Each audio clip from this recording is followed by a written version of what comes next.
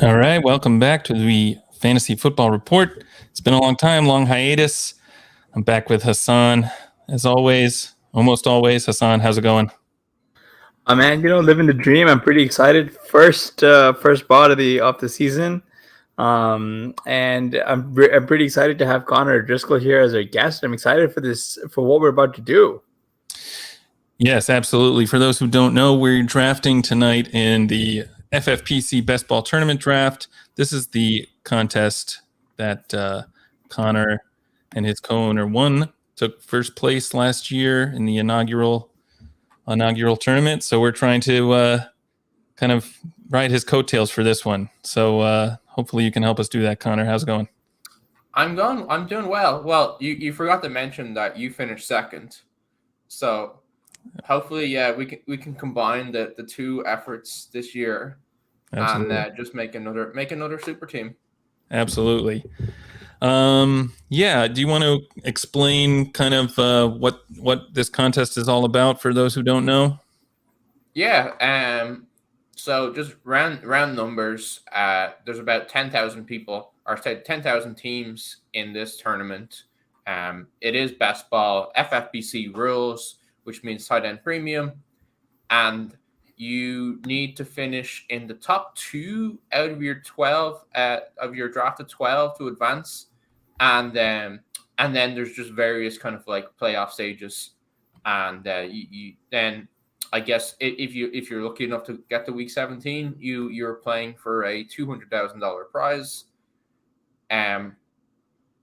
I guess one of the big differences about best ball on FFPC in particular is that with the 2 flexes and the tight end premium, I guess that your second tight end becomes just a little bit more valuable, because it's one of those things where when you're in managed, it's like you don't really ever want to decide to start a second tight end, but in best ball where you're given your best score, those guys can really contribute with some really strong scores. Yeah, for sure. And I think, last year, I believe it was only 18 roster spots. This time they've expanded it to 20. So you have a few extra spots for those late tight ends. You have some more spots for some high upside running backs and wide receivers if you want to go that route. If you want to really dig into this, Conor has written up his thoughts on the contest. Part 2 appeared today on RotoViz, so definitely go check that out. Real strategy from last season's winner. Yeah, I'm excited to get into this. We got the 104 in this draft. Let me pull up the board just so we can see.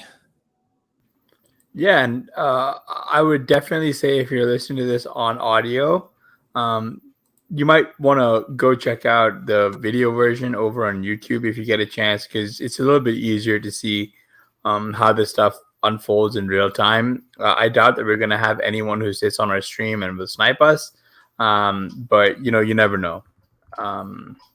So would genuinely recommend seeing how we discuss this. We'll try and be as candid as we can with our thoughts, and you can tell us where we went wrong. All right, draft is starting. Yeah, we treat potential draft picks as a safe secret here at RotoViz. not like ship chasing where they'll broadcast right before their pick. That's right. I made sure this league filled before we actually tweeted it out, so hopefully we'll hopefully we're all good there. In fact, I should tweet out that we're live. Yeah. And then I can probably boost it. So for those of you who don't know, we're not very good with social media, but here we go. By the way, if you are watching this on YouTube, go ahead and hit subscribe to the RotoViz channel. You won't get any notifications. You'll just it'll help us out. So do that. If you're listening, you can leave a rating and review. And we're off, by the way, Jonathan Taylor off the board to the 101. No surprise there. I think Connor and I were discussing this a little before you hopped on, Hasan, but we kind of have our pick of the wide receivers here, which in some ways is more difficult than getting the 105. So I wanted to get your thoughts on this because I've been team Justin Jefferson over Cooper Kupp all offseason, if only because there's been a lot of talk of skating to where the puck is, and there goes. It doesn't matter because Justin Jefferson goes. All right, you can still talk because I'm actually team Jamar Chase over Cooper Kupp. But all right, I'm on that team too. I'm on that team too. What do you think? What do you think, Connor? Talk us into Cooper Kupp. Well, I mean, he did absolutely break fantasy football last year. He scored more points than anyone else by like a ridiculous margin, and there's not actually that much that's changed for him. Any concerns about Matthew Stafford's elbow? Yeah, of course. I'm not like I guess when it comes to these types of picks, I'm not that married. If you guys want to go Jamar Chase, that's absolutely fine with me. Hasan, you want Chase? Yeah. 5 seconds. Yep, Chase. All right, I'm on Chase, so let's just get him. I mean, part of this is I'm not necessarily worried about Matthew Stafford's elbow, but I'm more interested in, or at least I'm expecting a little bit of mean reversion for Cooper Kupp. You know what I mean? Like I'm really expecting, like Cooper Kupp kind of had a bit of a perfect storm last season with Robert Woods going out, Darrell Henderson missing time, Cam Akers not being around. There's a few others who I believe you just didn't really have any true target competition. And I know a lot of people are like counting it against, scheme or this, that, and the other. But like, I understand, but there's been a lot of talk about skating to where the puck will be and not, where the puck is. And I think that leaving Cooper Kupp ahead of these other two guys all off season was a bit of skating to where the puck is, if that makes sense. And I'm fine crashing on burning on that sentiment because I've got a fairly significant financial stake in this exact take. I mean, we always talk on RotoViz about how second-year wide receivers are a cheat code. So when you can get the best second-year wide receiver in the whole league, it's hard to pass that up. And we should mention Chase was on the team that took down this tournament last season. I forget who that was. Yeah, maybe we just try to reassemble that team as best we can. We'll go Deebo Samuel's next pick. Now, I think you mentioned this in your article today, but you actually took Dalvin Cook in the first round last time, right? Yeah, it is interesting how like that can be such like a kind of like average to subpar first round pick, and yet the team still won. Yeah. So it really does go to show how it's not just about individual picks. It's how does the roster fit together, like, and can you kind of hit a parlay of enough roster picks rather than get the absolute best possible pick in one scenario. Yeah.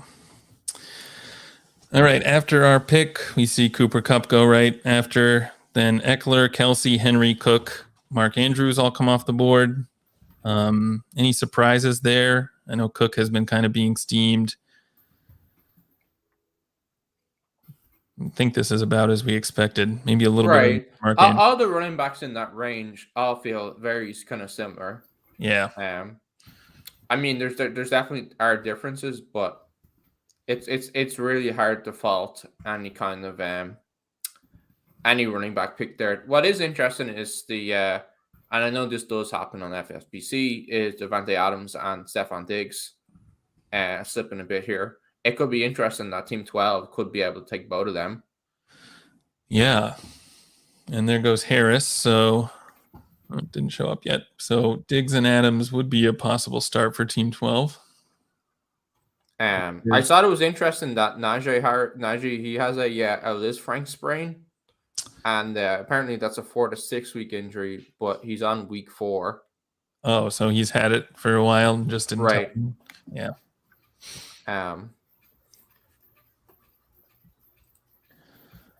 But definitely not something you want to be paying a first round pick for coming into the season with a foot sprain. Right.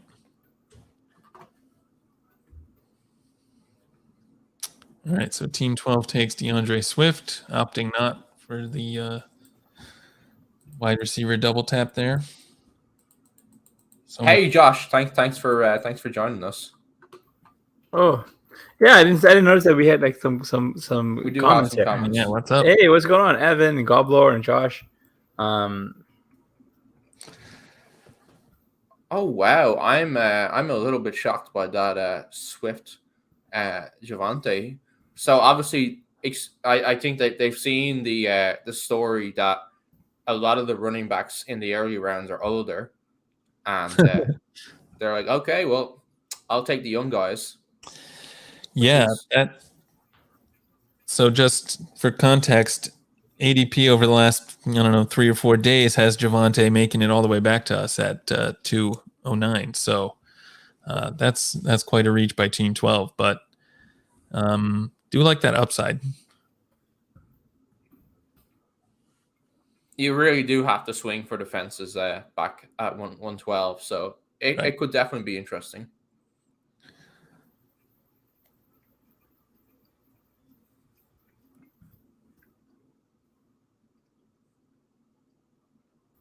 But yeah, this is definitely trending towards a running back heavier draft. For sure. We'll see how far back Devante slides. Yeah, like that'd be kind of nuts, right? to... If we got him at 209. Oh, that would be insane.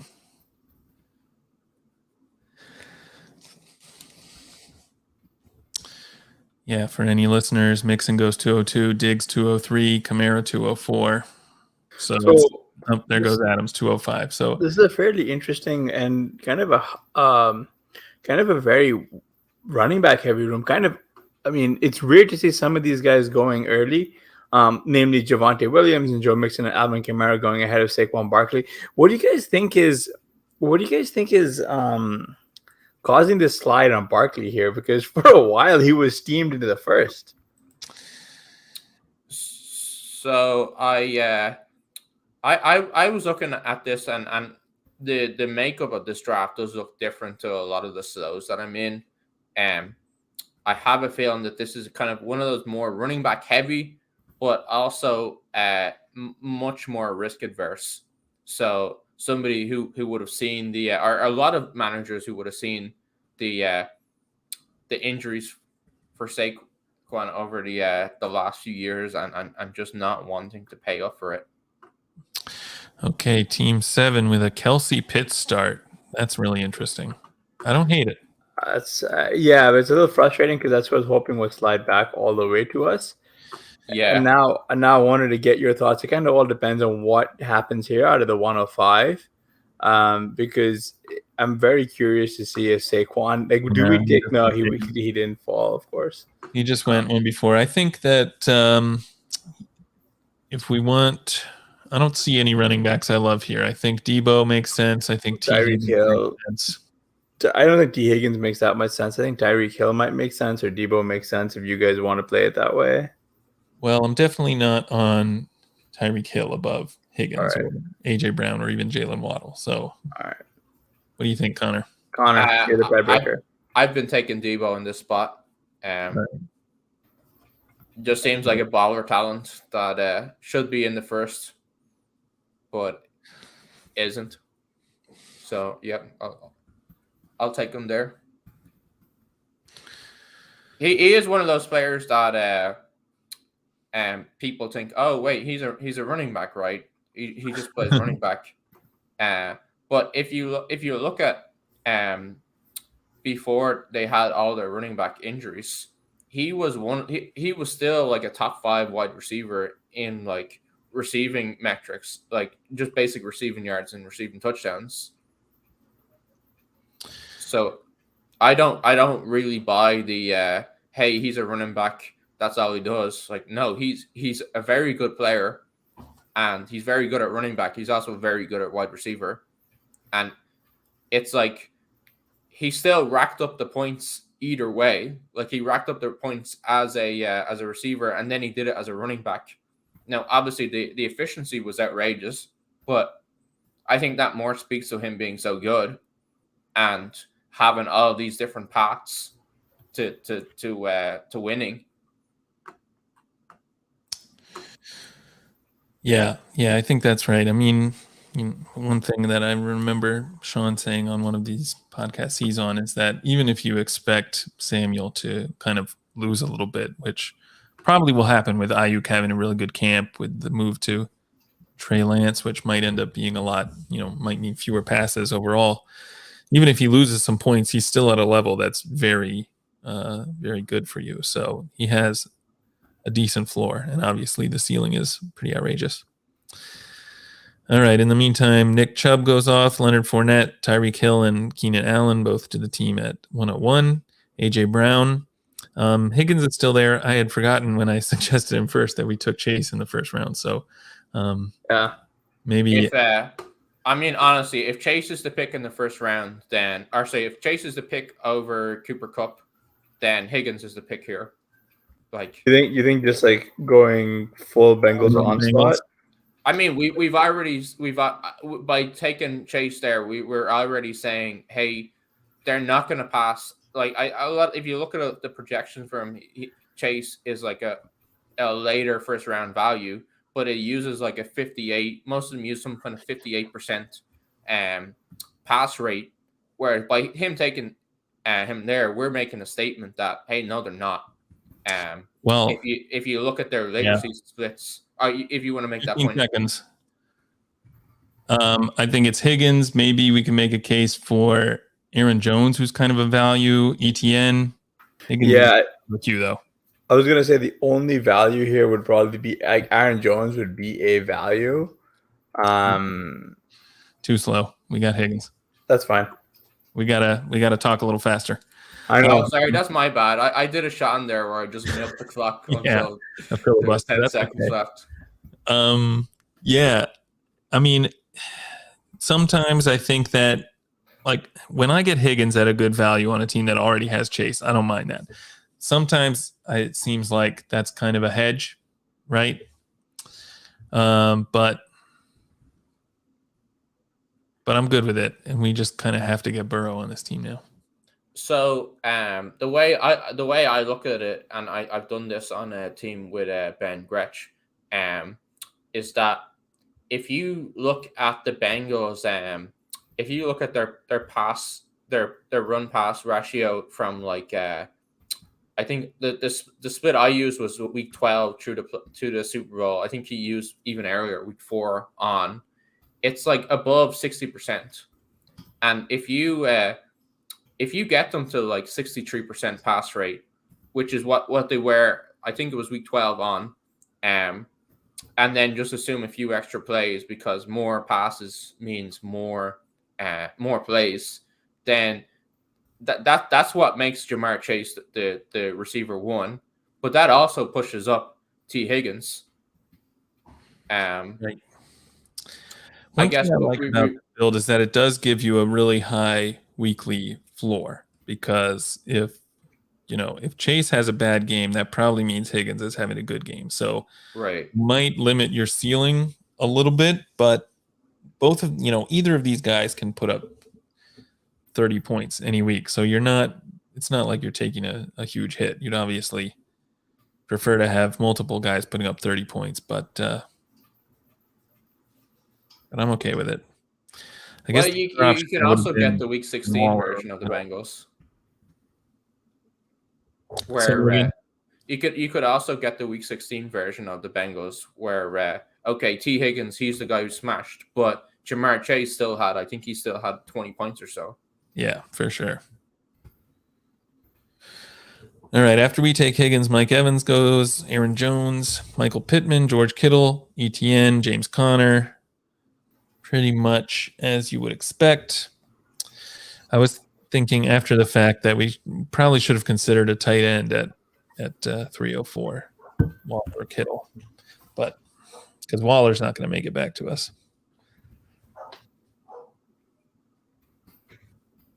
But we'll see. Yeah, well, I think we probably should have considered Waller, but yeah.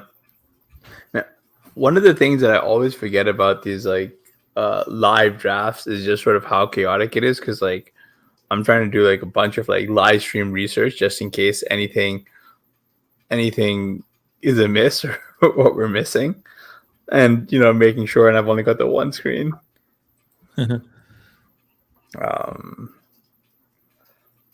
Yeah, just from Connor, from your perspective, from your research, you showed that an elite TE with 2 QB in the window sort of seems to be one of the more optimal approaches to this format. Do you mind talking about it a little bit more? Like, what defines that elite TE range? What do you think makes for a good elite TE for us? And where do you think we should be looking at our 2 QB build? Just to talk a little bit about your article and the fantastic work you've done on RotoViz. Well, I think traditionally it's been a little the elite TE has been a little bit earlier, especially on FFPC. You're probably talking around 3 or 4. So I used before round 5, just because if you look at last year, the tight end breakout came from Mark Andrews, but in most cases you're not going to want to kind of try and bank on one of the kind of later in between tight ends. I personally, in most of my drafts, I'm looking at those kind of top 5 guys, with Darren Waller being the cutoff. But with our situation here, we're probably going to have to try and either make a bet that we get another sort of Mark Andrews type breakout where somebody who is just a top quality player is just going too late, or we're going to have to try and make it work with a Frankenstein tight end. As you say that, we see both Darren Waller and Dalton Schultz go off the board. I know Schultz is getting some buzz, but he's like, where I see him going, I think it's like the worst pick in the draft. Like no one has ever regretted overdrafting a Dallas Cowboys tight end, right? That sounds right.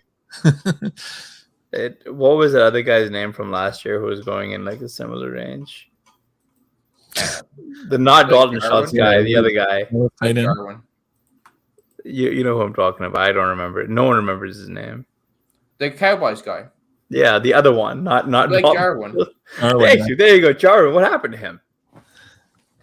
He lost his job, I guess. He's a free agent. He really did lose his job. Well, that's too bad. That is a bummer. Yeah. You might have been drafting. Dalton, he is a perfect example of someone who's like, oh yeah, projectable volume. It's like they have to throw it to somebody. Let's give it to this guy. Maybe that won't be the best solution for the football team, but let's project it anyway.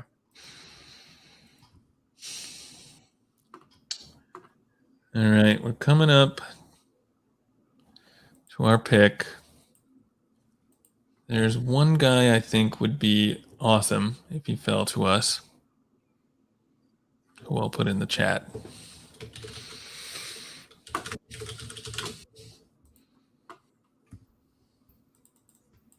Yeah, I'm good with the names. I'm good with our top 2 picks in the. You guys are absolutely not going to believe who Blair mentioned, and it is to no one's surprise he's touting a running back. I'm actually kind of not really. You just went. Who was not the guy I mentioned? No, that was the one. Breece Hall goes off. I think with the Week 17 matchup, Gabe Davis is a pretty interesting pick here. Sure. There's a couple of other wide receivers that I'm interested in, but Connor, I wanted to get your thoughts on TJ Hockenson and Dallas Goedert here. We're on the clock. Oh, I think I'm they're in the terrible 5th picks. round. TJ Hockenson, terrible pick. If I Never double even pick. consider him. This I agree with Blair. I think Gabe Davis is the way. No, I'm in the 5th. This is Gabe Davis, like 100%. All right. Yeah, we don't want to time out again. No. Yeah, because this is kind of the start, but that's why I wanted to get your thoughts on those 2 tight ends in the 5th. But you think they're terrible picks? And what makes them terrible? Projectable volume, and that kind of propping that guys up. So,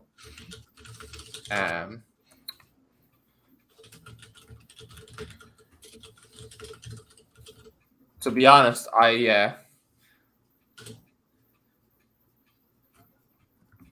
how do I say this?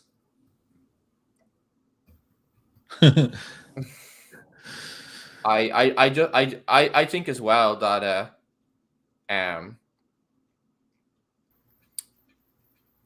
we were just, like I said, we're just talking about Dalton Schultz, volume propping people up. The issue I think with those 2 tight ends is there's a bunch of guys who we'd probably prefer ahead of him. Right. Amon-Ra St. Brown is still out there. You've got trying to figure. My command center keeps pulling me away. There's like a few others. There's Marquise Brown, Jerry Jeudy, Amon-Ra St. Brown, and even Juju Smith-Schuster. You might want to consider ahead of them.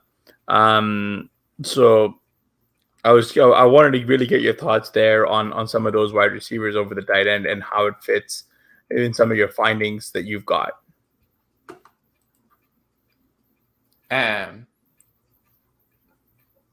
What about the receivers? Well, I think that the big thing, one of the big things about FFPC is that the receivers get the full point PPR, and with how pass heavy the league has gotten, the receivers just score so many points in this format, and so you really do want to have like a kind of like firepower at receiver. Yeah, I mean, Deontay Johnson went there. Is kind of interesting as he goes there in the late 4th here, if only because earlier today, if you're listening to this on Monday, he injured himself on Sunday in a preseason game. This injury, I believe, is expected to be very mild. So, not bad. You know what I mean? Right. I think it's an AC sprain. Yeah. He's such a beast. He should be fine. But it does leave something, at least interesting on how to play the Steelers as pass catchers. If he's not 100%, does it open up more opportunity for Claypool or even Pickens? Yeah. Who knows? Okay, so Jalen Hurts goes as the 3rd quarterback off the board. J.K. Dobbins, we're on the clock. Yeah, and J.K. Dobbins just went, so we are on the clock. I want to hear quickly your reason why you're not into Bateman here. The reason I'm not really interested. I know I said that Hockenson was a terrible pick, but that's also because I didn't want anybody listening in to. I'm good with. I think he probably is the pick, but I think Hockenson's the pick here, unfortunately. I'm always hesitant to take.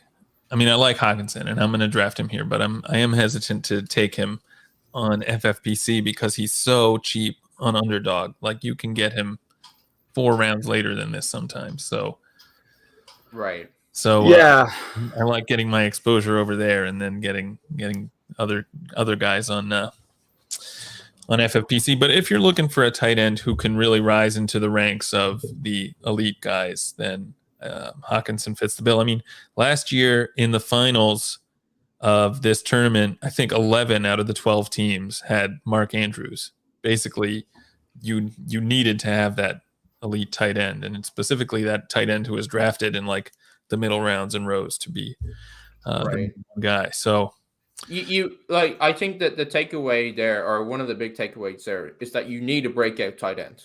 you either need an elite or a breakout tight end to win in this format. And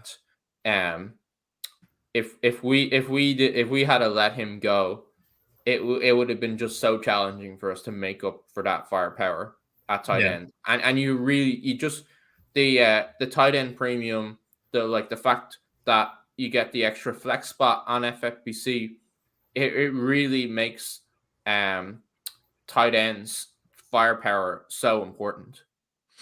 Josh has a question here: Hawk over Goddard, and how do you see those two? It's a very good question. I actually, in my opinion, I kind of do tend to lean Goddard a little bit more than Hawk. But that said, just from a sheer volume or PPR perspective, like, you know, given the fact that you get points per each reception here, I think Hockenson's got a pretty clear path, or at least a clearer path to being a tight end premium monster, just because he's real competition there is Swift and Amon-Ra St. Brown, whereas Goddard's going to be battling with AJ Brown, Miles Sanders, Devonta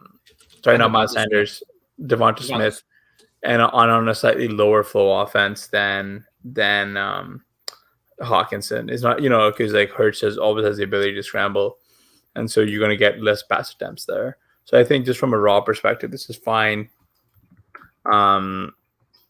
And that's where it gets a little bit iffy. And part of the reason why we wanted to go tight end is because it goes a lot with what Connor's been talking about with that elite tight end. Because if we don't have that elite tight end, then what are we doing? At least for this build, that the way we're building it, this is sort of a purist zero RB approach. I think the reason for me to be TJ Hockenson over Goddard is, if you look at Goddard last year, he set a kind of career highs and a bunch of efficiency metrics. And so last year was the breakout year in a way for Goddard. So it's like, okay, well, we kind of need this guy to compete with Kyle Pitts. How is he going to catapult himself from where he is now to the first or second round value when he already just set his career high in yards per route run and stuff like that?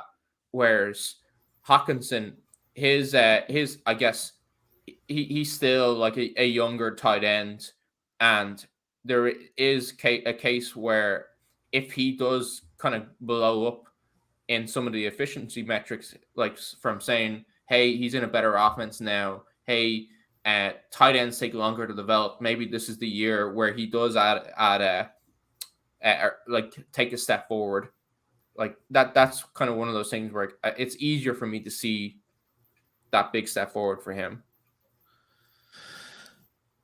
All right, we take Hockenson. After that, Rashad Bateman goes off the board. Amon-Ra St. Brown, Mahomes, Lamar Jackson, Goddard goes, McLaurin, Michael Thomas. The team at 112 takes Tom Brady and Chris Godwin, getting those Tampa Bay stacks. A little bit early for Brady, but I think you guys, right? Person, they also took Cam Akers at the end of the four, which is a bit strange after the injury news came out about Akers. They don't know when he's going to practice. Kerwin Williams is going to be a key part of their season plan. I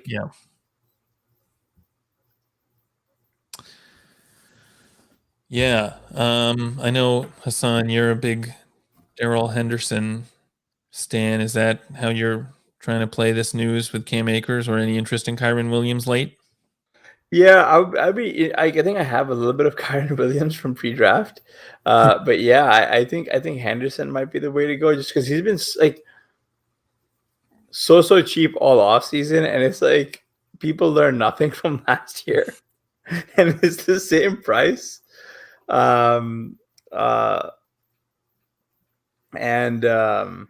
Yeah, I don't know. I mean, like at this point, like you could start appending it with like scam Akers and you'd be very correct, right? Like they've just Yeah, Josh was right. Like they've been holding Cam Akers out of practice.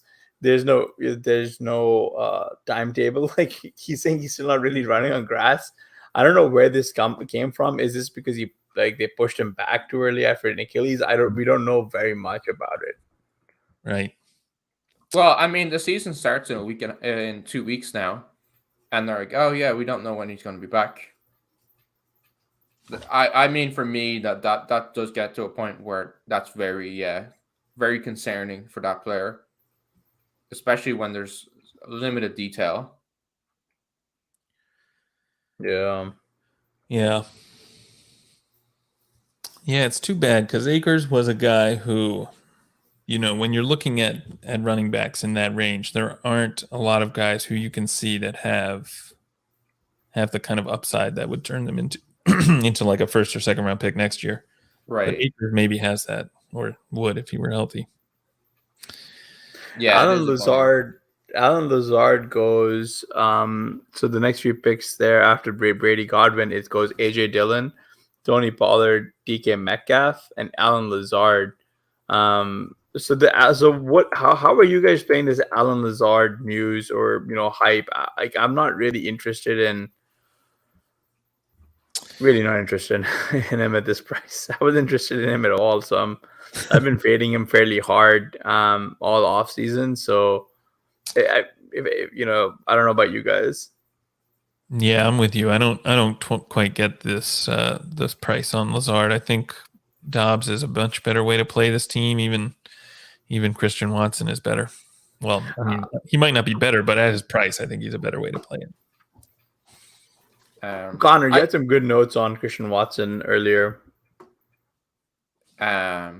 So yeah, I the problem with Watson is that it took him like into his 5th year to break out at a small school, and he kind of is the profile of guys who just get overdrafted.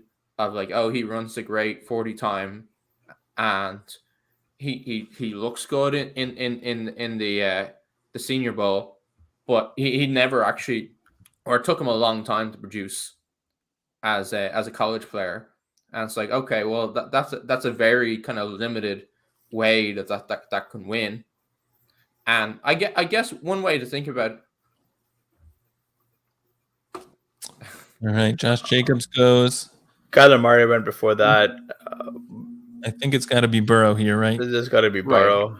Right. I mean, there's no. We've already planted our flag on Joe Burrow QB one season. Like, yeah. We might as well honestly just be stacking all the Bengals as opponents going forward. Well, this is why I was trying to make a case for Rashad Bateman at 504 because you get 2 games against the Bengals. But I'm happy with Hockenson too. But I mean, is this kind of the way you like to build your teams for these tournaments, Connor, with going all in on a team and their opponents?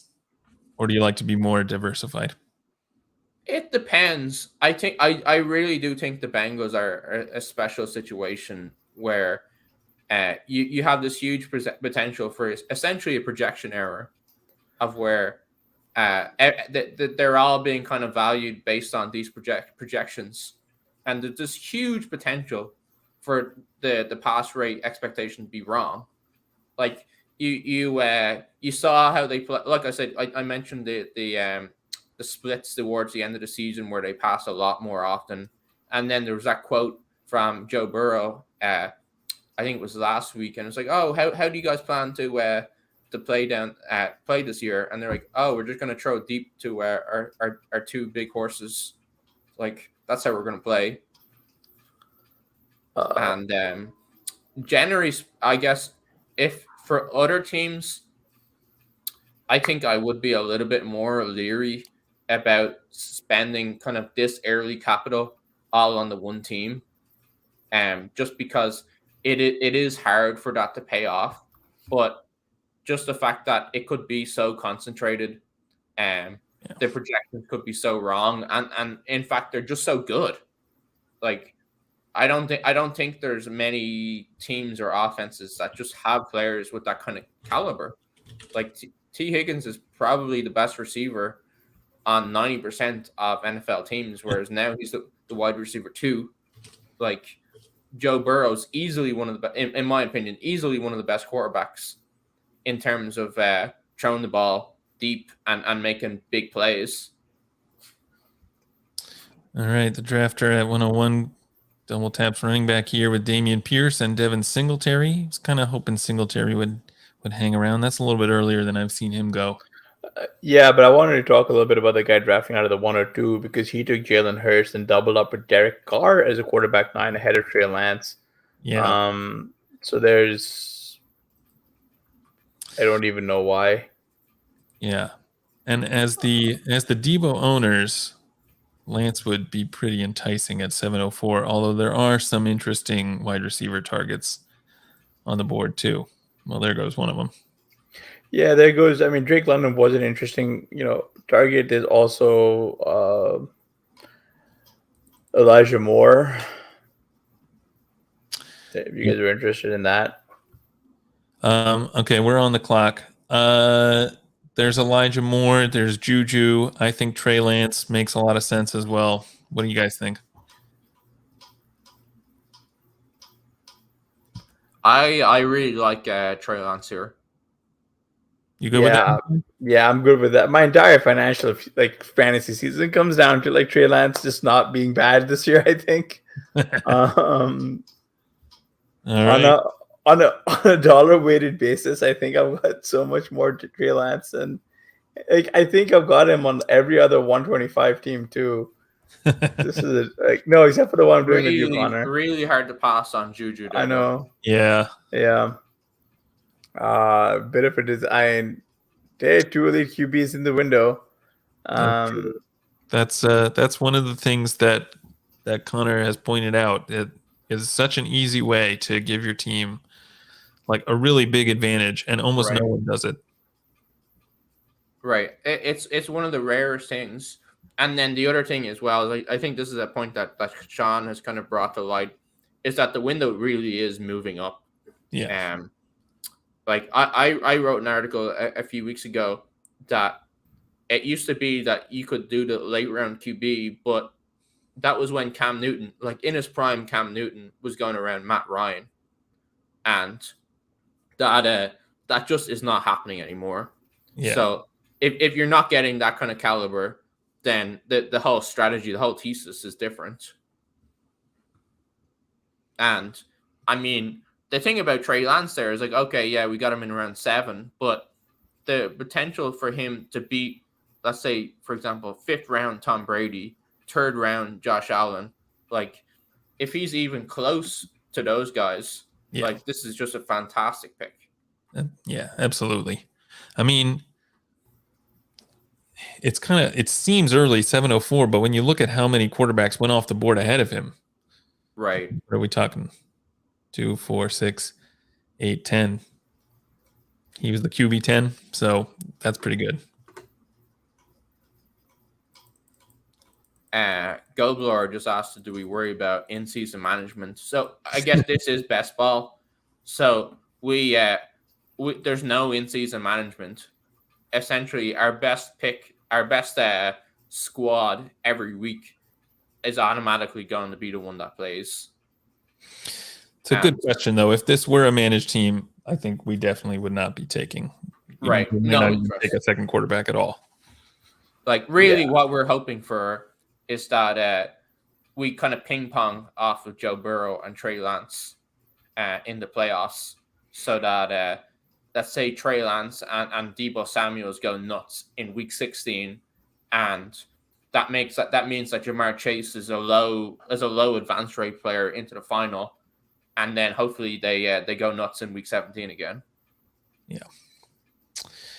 All right, this guy who took Kelsey and Mahomes lets Juju slide again. I thought he might take him in the 6th round. He doesn't take him even in the 7th round.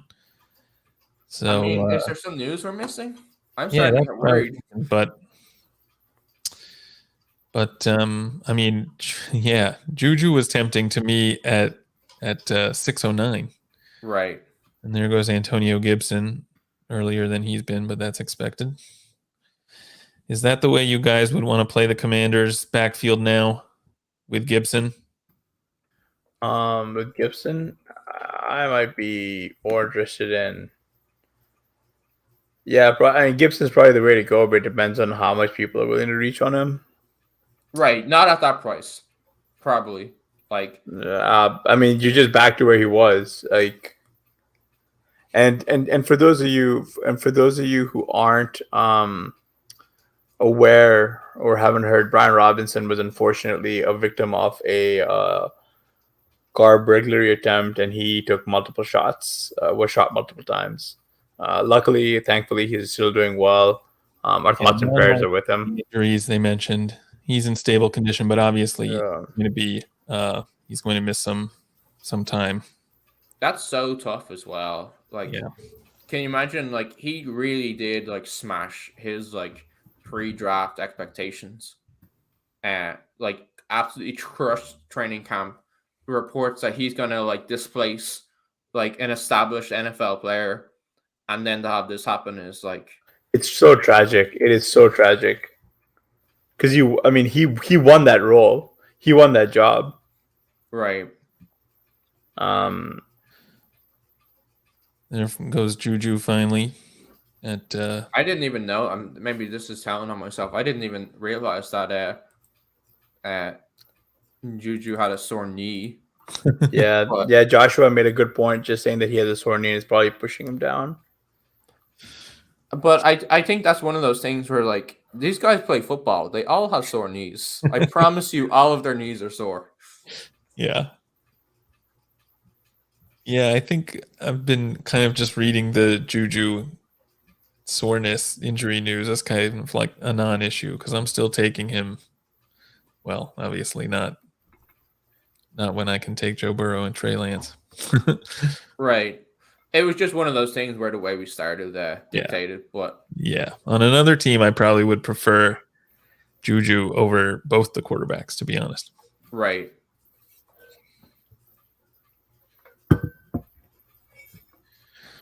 All right.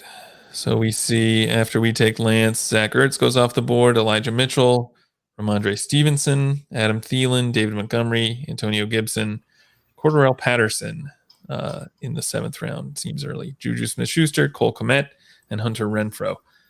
Any surprises there? I mean, Kmet, obviously, like, he is... they don't have a ton of weapons in Chicago, so he might just get a lot of targets. But how are we a believer in Kmet breakouts? Kmet, I think this is a classic case of empty targets. yeah, that's always the concern with these guys on bad offenses. Like even if you can project them for a lot of targets, what does that mean? I mean, I remember years ago everyone was drafting like Pierre Garçon in the 4th round or something. And Was it Dodge Sharp? There's another one. No, he was a Titan. He was on the Titans, I think. Yeah, Joshua makes a good new. Sorry, you were saying Connor? No, I didn't mean to interrupt. Oh no, I was just gonna say Joshua has a couple of really good notes here in the chat where he says that Juju knee issues was it's been underreported by Beats. It's been going around since the first preseason game. This is kind of similar to what was happening to him while he was here in Pittsburgh. I say that like he was hanging out at my house. No, it was happening to him during games. Lots of reports of him having fluid drain from his knees. And Joshua also mentions like Waddle's injury news. Nothing from the Beats in the past 2 weeks. I do think Waddle's injury news is a little less concerning because he doesn't really have like a chronic history. Especially at the NFL level than Juju does, but I also think it's partially because Miami's their beat reporters aren't. There's not a lot of them, if that makes sense. So I think that's just by virtue of the fact that there's just not that many reporters or a lot of eyeballs covering it. Yeah. So just to after Cole Kmet, Hunter Renfrow goes, then Christian Kirk, then Elijah Moore. And I think that's finally because a lot of people are probably nervous because Flacco's starting game 1, but that doesn't mean anything. That team out of the 109 is interesting because they got Dalvin Cook, Alvin Kamara, Travis Etienne, Dalton Schultz, Dallas Goedert, DK Metcalf, David Montgomery, and Elijah Moore. One thing that I think is notable about this draft is that it seems to be a lot closer to kind of like a main event / football guys ADP, where these running backs are going a lot earlier than they do in the slow drafts that I've been doing. Yeah. So it's definitely leading to some ADP value at the other positions. Yeah, that's true. But then on the other hand, when them all going so early, you really do have to figure out how do you get your running backs. I agree. Yeah. And there's a little bit more in best ball than I would in a managed league. But yeah, like you said, it's been interesting because I've been adding players to the queue, and almost invariably when we get close to the clock, all the top guys are wide receivers. But yeah, it is about time that we, in a managed league, I'd be happy pushing running back off until, well into the double-digit rounds almost. But here you want to get that floor a little bit more. It's a little bit like I think the play for us here, there's only one other wide receiver or two other wide receivers I'd be interested in before taking a very long nap. But oh my goodness, that was one of the running backs I was really hoping would fall to us was Rashad Penny. He goes to the team at the 106. Yeah, we're on the clock. If you guys want to talk through it, I can finish my point later. Okay, so I think that the running backs we like might come back. I'm looking at Brandon Ayuk or Devontae Smith here. Yeah, I'm in the same boat. I think it's Ayuk, right? One second. Let me see if they play the Niners at all. What's that? Let me see if they play against They don't play against either the Eagles or the Niners, so I'm fine with Ayuk. Yeah, but we have Lance. So we have Lance. Oh yeah, so that's fine. We have two different stacks. And the one good thing is that both San Francisco and Cincinnati play against the NFC South this season. So if we wanted to kind of play some matchups, we could go with some cheap NFC South guys. Not that there are a lot of intriguing NFC South guys, but that's a good point, though. Something to keep an eye on. I mean, there's a couple of running backs who I think I'm very interested in who should come back here. There's one who I'm definitely kind of want ahead of the other. Are they in the queue? Oh, I don't have access to the queue, unfortunately. Oh, well, you should just sign in and then you can see it. Yeah. I have but one screen. I am very technologically disadvantaged. Put him in the private chat. I'm trying. I kind of have a lot more interest in. You don't even have him in the queue.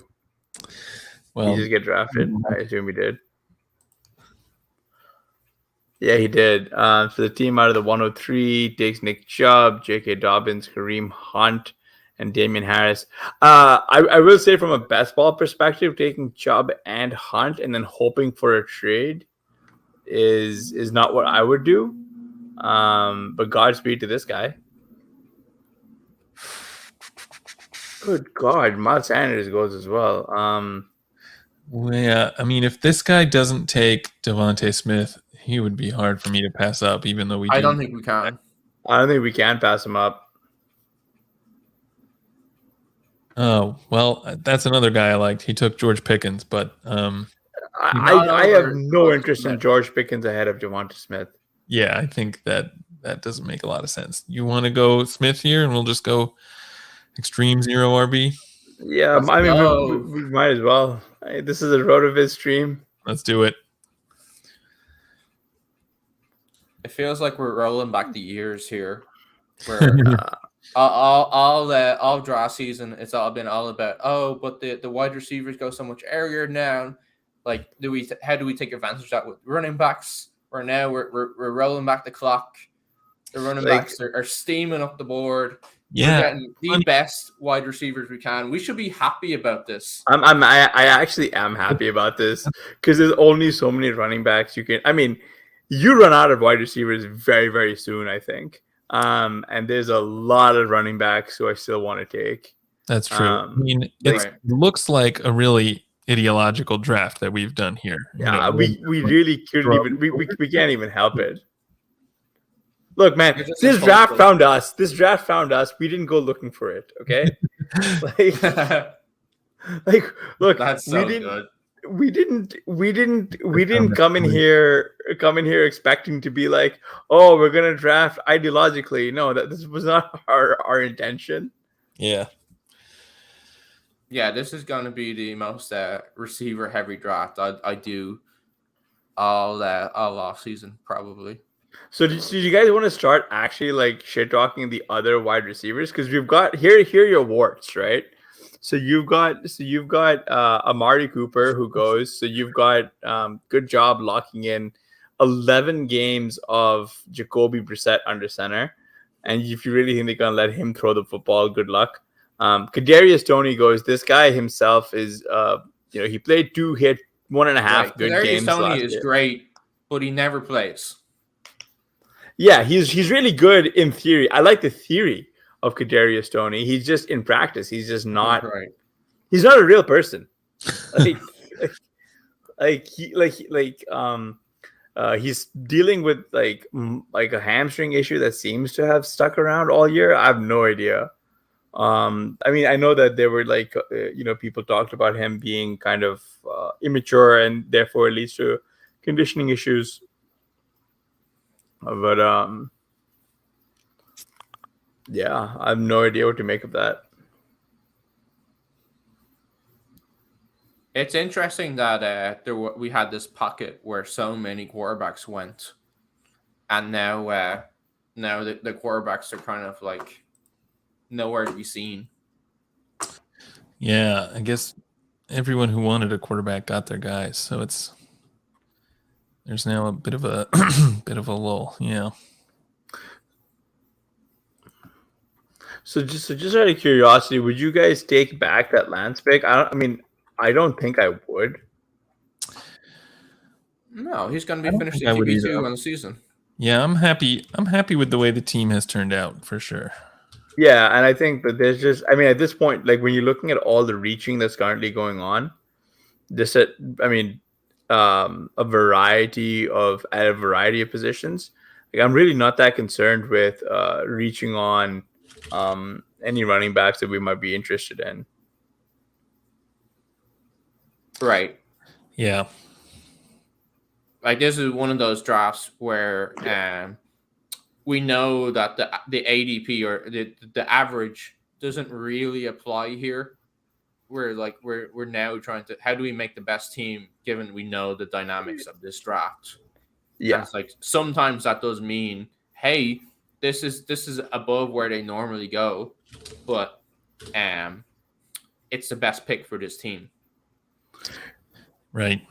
Yeah, and we just have to accept that. I mean, like this, I would be very dumbfounded if teams from out of the 101 took another running back, if only because they had JT, Dameon Pierce, Devin Singletary, and James Cook locking up that entire Buffalo backfield. Not sure why. 102 went CMC, Leonard Fournette, and also they took Miles Sanders, but they also reached on Derek Carr. So not sure why they did that. Team 103 has, as I mentioned before, Nick Chubb, J.K. Dobbins, Kareem Hunt, and Damian Harris. If they take another running back here, I have no idea why. They also took George Pickens earlier than Devonta Smith, Amari Cooper, Kadarius Toney, Chris Olave, Nuke, etc., etc.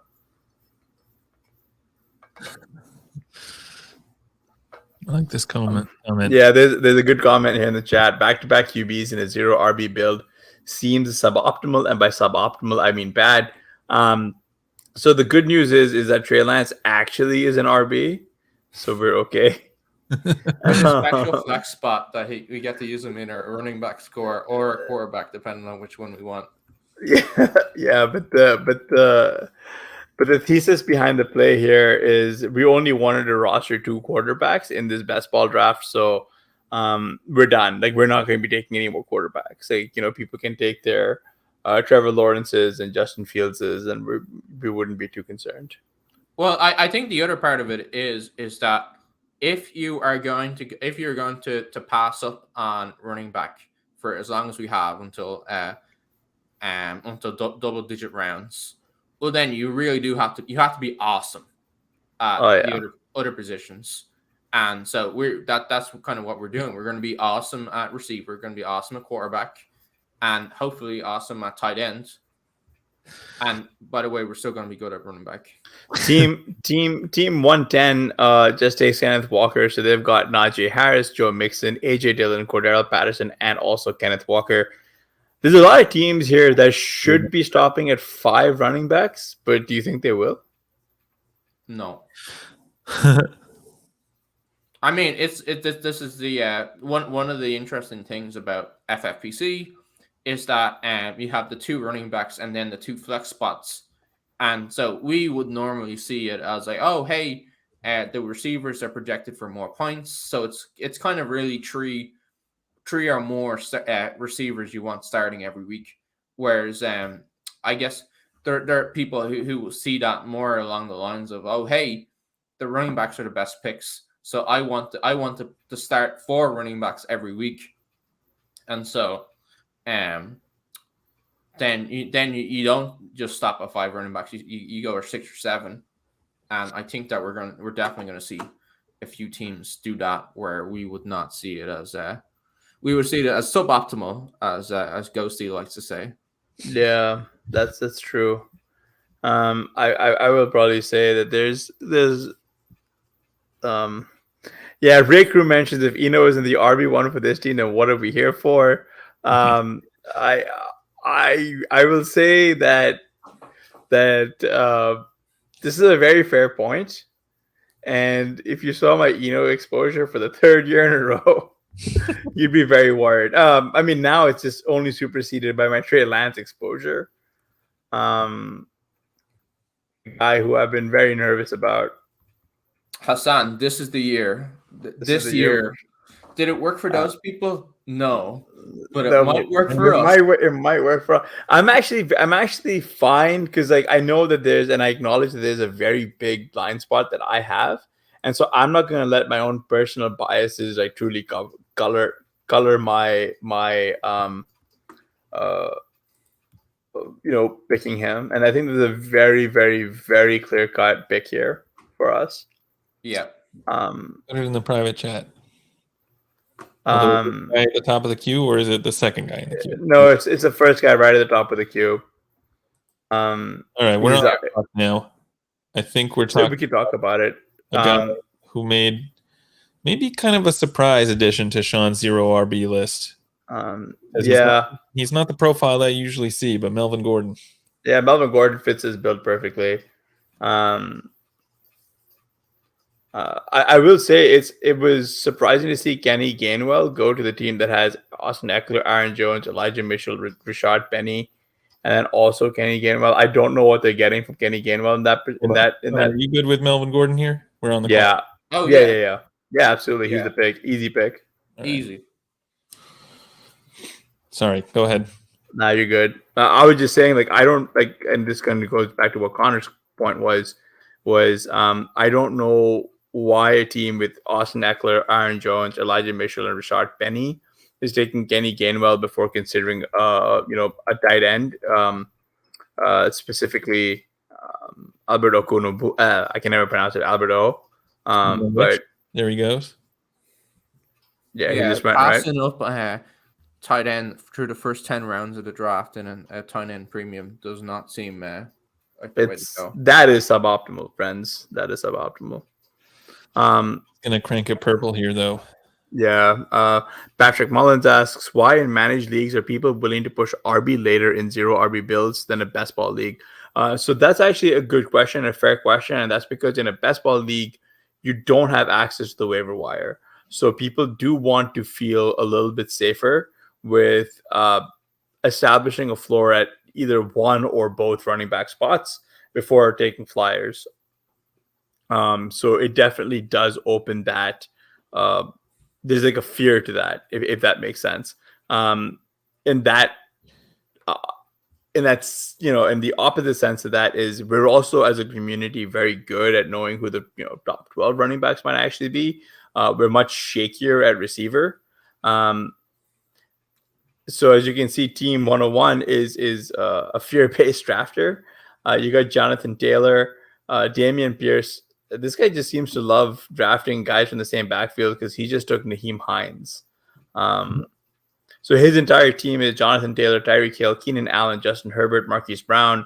Then it's Damian Pierce, Devin Singletary, James Cook, Pat Freiermuth, Trevor Lawrence, and Naheem Hines. We just take Darrell Henderson. Burks and Rashad White go. Darrell Henderson. We might also want to consider a tight end here. I don't know how likely Gerald Everett is to make it back to us. He might make it back. He's been sliding. I'm just trying to refresh the command center here. Gives him a 46% chance to make it back. Yeah. But I mean, if not, I think Higbee, Fant are all good backstops. Okay. All right, you want Henderson then? Yeah. Connor? Yeah, I think Henderson is the pick here. All right. Yeah, I mean, the thing about managed leagues, I mean, a lot of times when you think about best ball, you think that because you're not making those sit-start decisions that you can take more risks and you can let the kind of the best ball element kind of help you out there. But it's actually not, I think, the best way to think about it, because the other part of best ball is that you're not able to drop players who are underperforming. You're not able to replace them. Whereas since you can do that in a managed league, it actually is a format that's a little bit more conducive to the sort of risk taking that you would want to do by pushing your RBs as far down the board. Well, not as far down the board as you can, but farther down the board than. Well, the other thing as well is we're much or the belief is that we're much, or sorry, no, not the belief. We are much better at projecting running back performance week to week. Right. And so you can do that in a way in managed where like you can have a decent idea of how much each running back will score, and then you do find weeks where there's guys that we're not even thinking about right now, like they're way down the draft board, way down the queue, that will be projected for 15 to 20 points in season. And in managed, you have more access to those type of guys. There's way more flexibility in managed.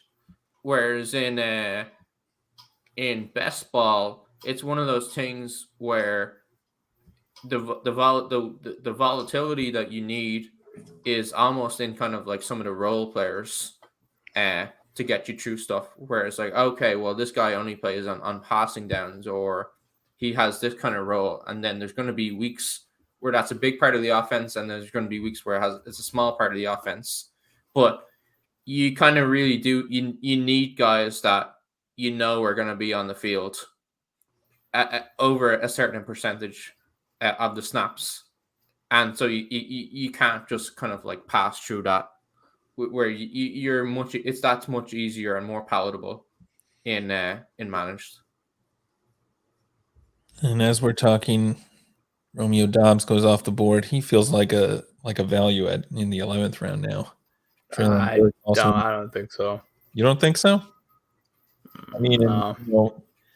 In like, I mean, in this draft, he's absolutely a value where that's kind of where he should be going. But like, also, I do like the way that team has approached their build, though. Like, just to recap for audio guys, Travis Kelce, Kyle Pitts, Michael Pittman, Mike Williams, Patrick Mahomes, Jerry Jeudy, Ramondre Stevenson, Clyde Edwards-Helaire, Chris Olave, Russell Gage, and Romeo Doubs. And I was noticing, as you mentioned that, going back to Connor's point about getting two quarterbacks in the window, we see basically 1, 2, 3, 4, 5, 6 teams who have decided not to do that. Yeah. Because and the other teams may decide also It's basically- after to not do it. Yeah, Like those teams that have taken 2 in the window, they could easily take a third quarterback too. that's true. Yeah. And one of them was a very big reach from ADP and Tom Brady as QB4. Right. No, QB5. Oh, Isaiah Pacheco goes to the team that started with 3 running backs. What do you think of Pacheco in the 11th? I mean, when he's going in like the 7th round in main events, at what point does he become interesting again? How far does he have to fall before you guys would take him? 13th. Yeah, I mean, I was saying in some of our chats before that I'm someone who likes to kind of buy into all the preseason hype. So Pacheco, I mean, he was getting steamed so much. It's hard to be a buyer at the prices that he was at, but he's getting that buzz. It makes me want to have some exposure. Yeah, but like the biggest thing for me about Pacheco is that so he has all the physical attributes and stuff like that, but when it comes to functional on the field stuff, he hasn't been very good. Like he was bad in college, and then you see the kind of the film takes on him of all these mistakes he's making. What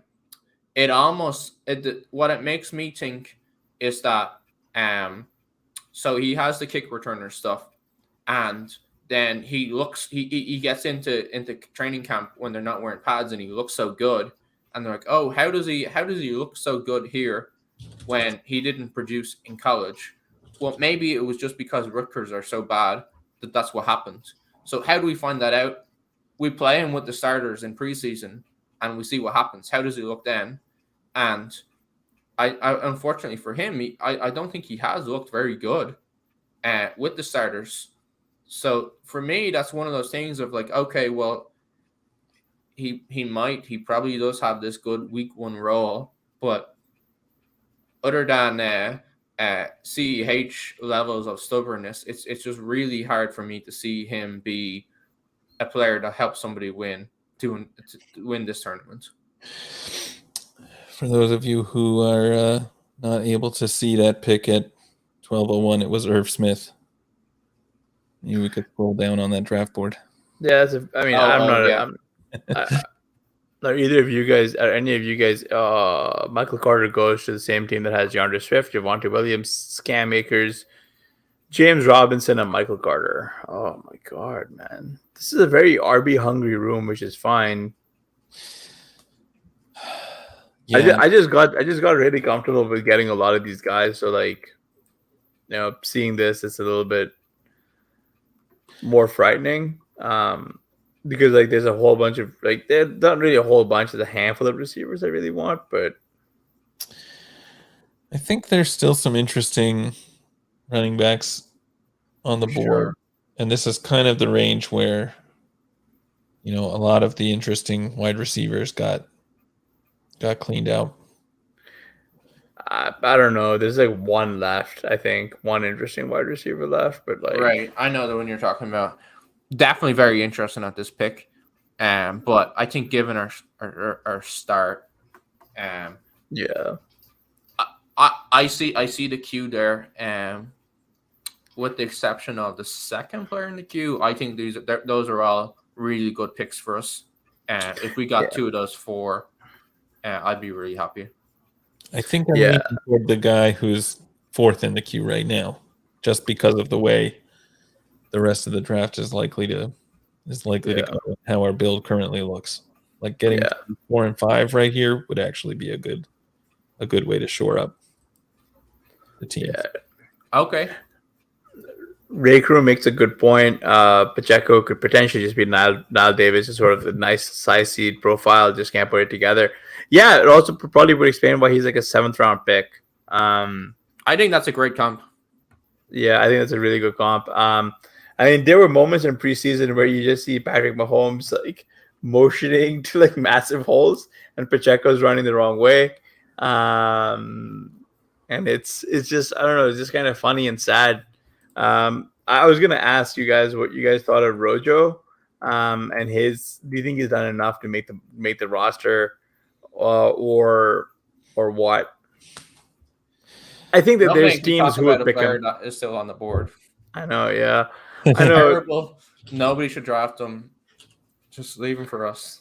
I know. I was just let us take all the bad run. I mean, at this point, like, why would you, like, a lot of these teams that have 5 or 6 running backs? Why would you take another running back?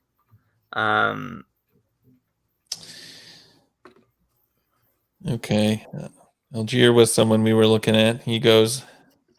I think this really pushes us towards your plan, Blair. Yeah, there's just one guy who, if he makes it up, and he did. Okay, so I was saying we should probably take a tight end, but there's a wide receiver who I don't want to miss either. Yeah, I don't want to miss the wide receiver either. The tight end might actually make it back. I don't think he makes it back from like team 103, but like I would much rather have that wide receiver than like thinking we got a chance that like maybe that tight end works out. You know what I mean? Because there's a couple of other tight ends who I kind of like here. So we're talking Garrett Wilson or Gerald Everett. What do you think, Connor? I think it's. I liked your idea of trying to double top tight ends, but it would be interesting. I'm down for Garrett Wilson. Yeah, you leaning toward Wilson, Hasan? Yeah. All right, look at it. Yeah, I mean it gets pretty thin at tight end. If Gerald Everett goes in the next 6 picks, then you're looking at Noah Fant, maybe. Fant just went. Oh, well, never mind. The draft room immediately punishes us. What's that? I said the draft room immediately punishes us. Yeah. I mean, they can punish us, but we'll be punishing them. Like when like the games are played. Because like the one good thing about basketball is you're never worried about what a sit start decision for you looks like, as long as you stacked enough upside on your roster. Like you really are, like you can in managed leagues, if you're facing some kind of super intense running back scores, you're worried about not being able to overcome them. Over here, you can. You're not worried about really what the weekly variance looks like. You're not worried about losing head-to-head matchups, right? Because there are weeks where you will be out of it, and then you're out of your 4 positions or 5 positions. Your wide receivers will put up 110 points, and all of a sudden you're like way back in it. So it's fascinating to see people really shun a position that has gained a lot of steam. All off season. This really does feel like a very old school draft. No, that's a very surprising pick. Austin Hooper. Yeah. It just is setting us up for heartbreak though as we come around. It is. It's setting us up for heartbreak. Oh boy, this guy's not gonna. Well, he made it. Oh wow. Yeah, he did. All right. Well, I guess it's Everett here then, right? Yeah, easily. All right. You'd feel better with having probably one more tight end. I think a lot of the research you've done, Connor, has right. We need 3 tight ends is usually a good way to go, especially with the 20th, with the 19th and 20th roster spots. Right. Let me ask you something, Blair, and this could be wrong on my part. It feels this year that we have this huge collection of viable, like, last round stabs at tight end that, if things break right, really have potential to hit in a big way. Is that just something where it's felt like that every year for you, or is there something to what I'm saying? It definitely has not felt like that every year to me. Although I don't know that I would agree that it feels like that this year either. So maybe give me some names and then I'll. Although we don't. Okay, maybe have that conversation there. Yeah. later in the. I mean, I've added some guys to the queue who are going way late, including one that's way too high on our queue. But likely too high. yeah, he's likely too high. We just took him. We had to force him in the 16th round, 17th round. Wow. This team got to win. Took Zamir White. I do like their team a little bit. I wonder who the owner is. Their name is Sweaty Balls. There you go. Sometimes, well, they're our 0RB brethren. Yeah, they are. And then they took Zamir White. They did a good job with the bully tight end, but they did not go to QB in the window. Yeah, there's a perception a bit that if you take an early quarterback, that you've invested in that quarterback, and so you should really be pushing your QB2 to the end. Whoa! But Isaiah Likely in the 13th. All right. Somebody is listening, I guess. We were not playing enough with that one. There's no way, dude. Like, look at their team. It's Dalvin Cook, Alvin Kamara, Travis Etienne, Dalton Schultz, Dallas Goedert. I'm so glad we got it, Gerald Everett, when we did. I know. This is like the mother of all tight end runs. I know. I mean, there's no way Garrett Wilson would have made it to like the 14th round, but it would have been almost really interesting to do. I mean, Fant wouldn't have made it back, obviously, since he was taken right after we took Wilson. Right. And Tree may have taken Everett instead of. Yeah, that's true. It's interesting to see a team with only 3 wide receivers but 4 tight ends. Like, they want to win in any way they can without taking a receiver. Although there's a very obvious receiver pick here who I don't think anyone is like taking. There are 2 very obvious receiver picks here. Well, 3. Especially for that team that only has 3 wide receivers ahead of Isaiah Likely, but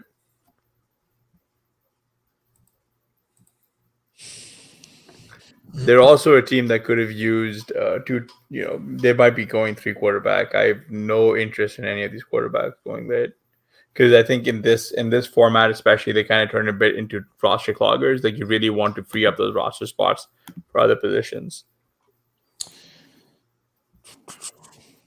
So just update, since our Everett pick, we've seen 4 tight ends go off the board. David Njoku, Robert Tonyan, Isaiah Likely, Evan Ingram, all seem a lot earlier than you would expect them to go. There are a lot of teams that, I mean, there's one team that already has 4 tight ends. JD McKissick, that's what I was hoping would come back. No team yet with no other team with 3 yet. So, but what's interesting is that team with JD McKissick has 6 running backs now, and those are DeAndre Swift, Javonte Williams, Cam Akers, James Robinson, Michael Carter, and JD McKissick. McKissick is pretty much redundant to that team. Like, I'd be very shocked if McKissick ever cracks his starting lineup. And like, they could have receiver 4 is Jacoby Myers. Yeah, they could have used another wide receiver. Like this is like the issue with snagging all of these running backs is that eventually you run into truly diminishing returns where a guy like McKissick could put up 11 or 12 PPR points. But then if your faith in your other early running backs is so low, then I don't know why you're drafting them. I do. I really like how our team has gone so far, though. Yeah. One thing that I like, that even though we did pass on running back until the 10th round, Melvin Gordon and Henderson, they are the type of players that really do give us the weekly floor just to start the year. And hopefully Mostert going there is a bummer. Here's another team that I think is structural error. They take 3 running backs in the first 3 rounds and then follow it up with a running back in the 7th round, and then they still also take Isaiah Pacheco and Raheem Mostert. Like, I don't understand what those picks are doing for them, but this is the same team that has only 3 wide receivers. Yeah, and they took and one and one quarterback. one quarterback. So like What is it? this is 4 tight this ends, yeah. 6 So running backs, 3 receivers, and 1 quarterback. It's an interesting start, to say the least. yeah. Blair, I'm Xing this guy out of the queue, if only because he's going to do nothing for us. I mean, I was adding some receivers on there just because they're interesting names. Who are you Xing out? I X'd out Jameson Williams, who won't be back until like November. I have no interest in him on this team. That's a Like veto. he'll be a redundant asset as well. We don't need him to be good at the beginning of the season. No, we don't need him, period. But he could be awesome in the playoffs.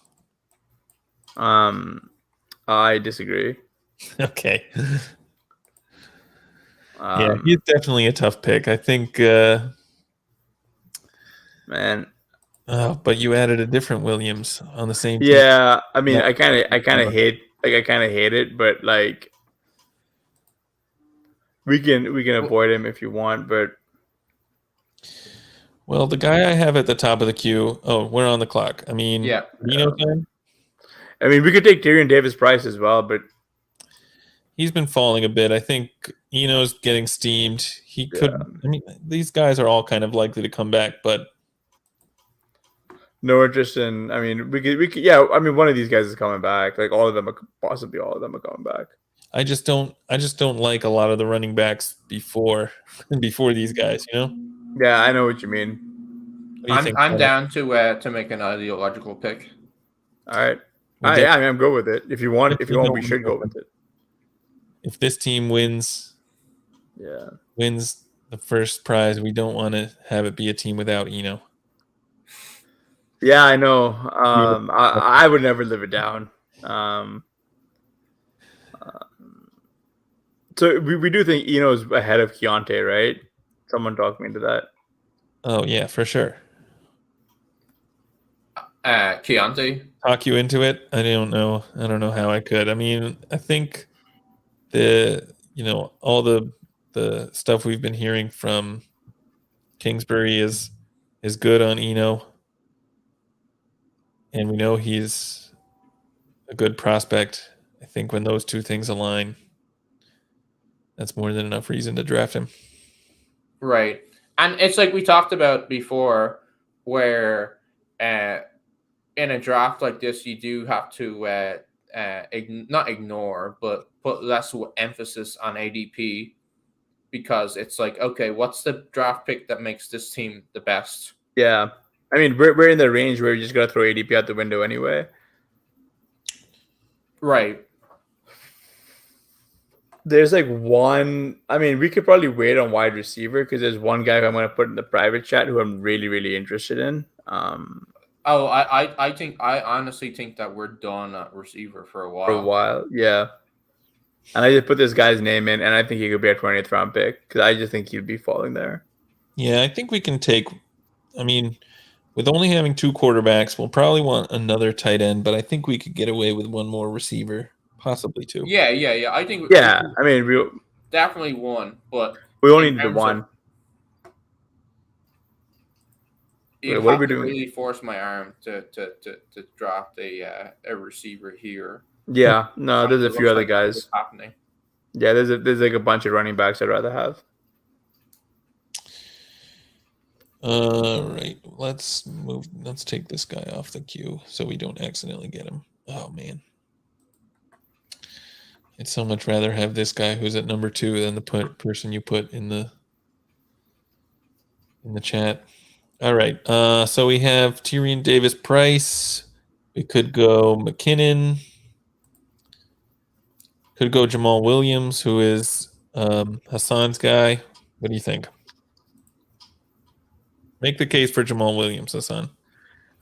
Just the fact that he's probably going to be splitting with Swift, probably be similar 65-35, probably some like cheap TD equity. You think he'll be like the pass catching guy, or is I think more? I think he's going to get some run, man. Like, I think he's going to be 60-40. And not a lot of standalone value. I mean, I'm okay with TDP as well, or Jarek McKinnon. What do you think, Connor? 15. Connor.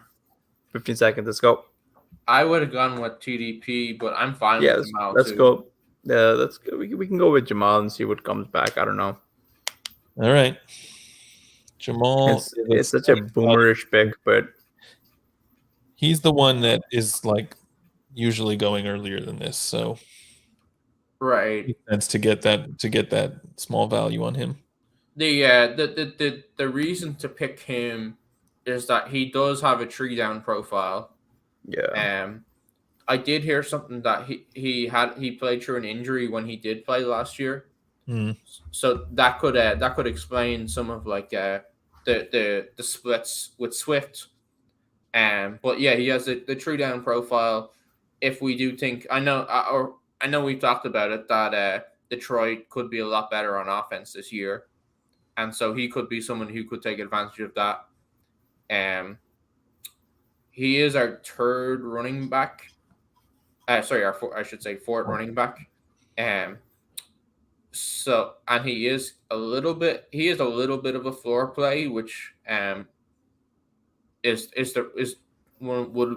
have been the reason not to draft him. And I think that with that, we really do want to be swinging for the fences on our next running back picks. Yeah, I agree. We can't be worrying about floor anymore. I agree. We've got a bunch of guys who are like solid, but right, an injury will not give us the kind of ceiling we need. So, like Jamal, I think could be someone where if there is an injury, like because he does have the 3-down profile, he could be someone where you do get something interesting there, but it's not like, hey, this guy's alive for 25, 30 points. It's more like, oh, he could be alive for 20. Yeah.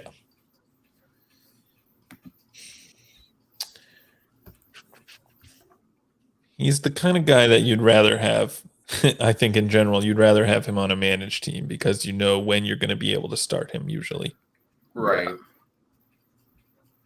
But he definitely has value if Swift gets hurt.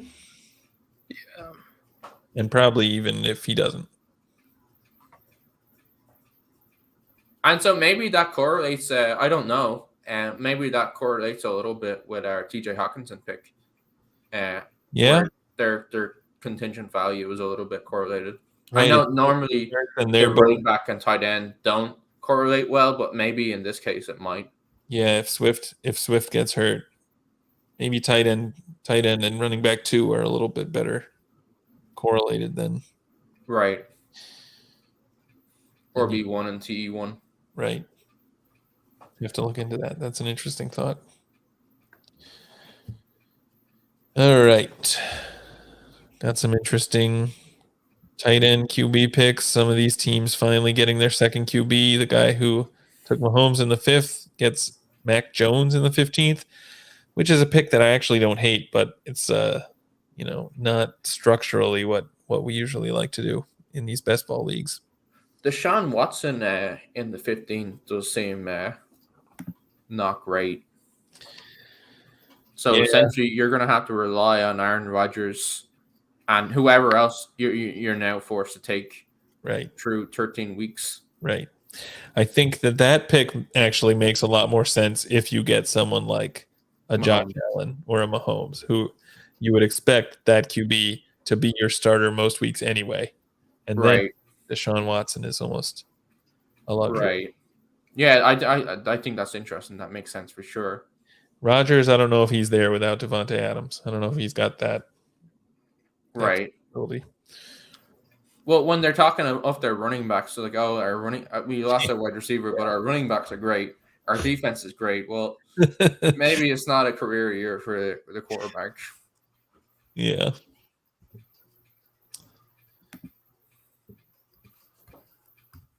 I'm going to scroll down again.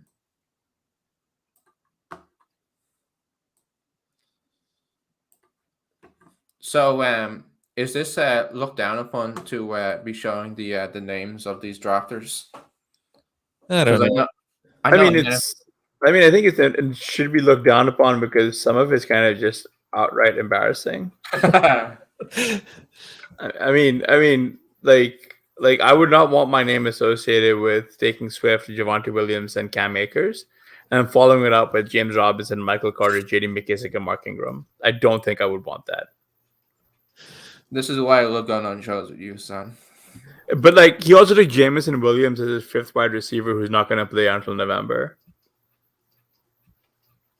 Like Playoff hammer. he's not making the playoffs. Not with that. Not the NFL playoffs, the fantasy playoffs. No, He's not even making those. This guy is not making it out of this league. I think, well, I don't know. You know, you drafted this team. You must be happy to put your name on it. No, I mean we've really I mean Jamison Williams ahead of KJ Hamler and Jalen Tolbert, right? Like that's Well, both Hamler and Tolbert should be going earlier. yeah. No doubt about that.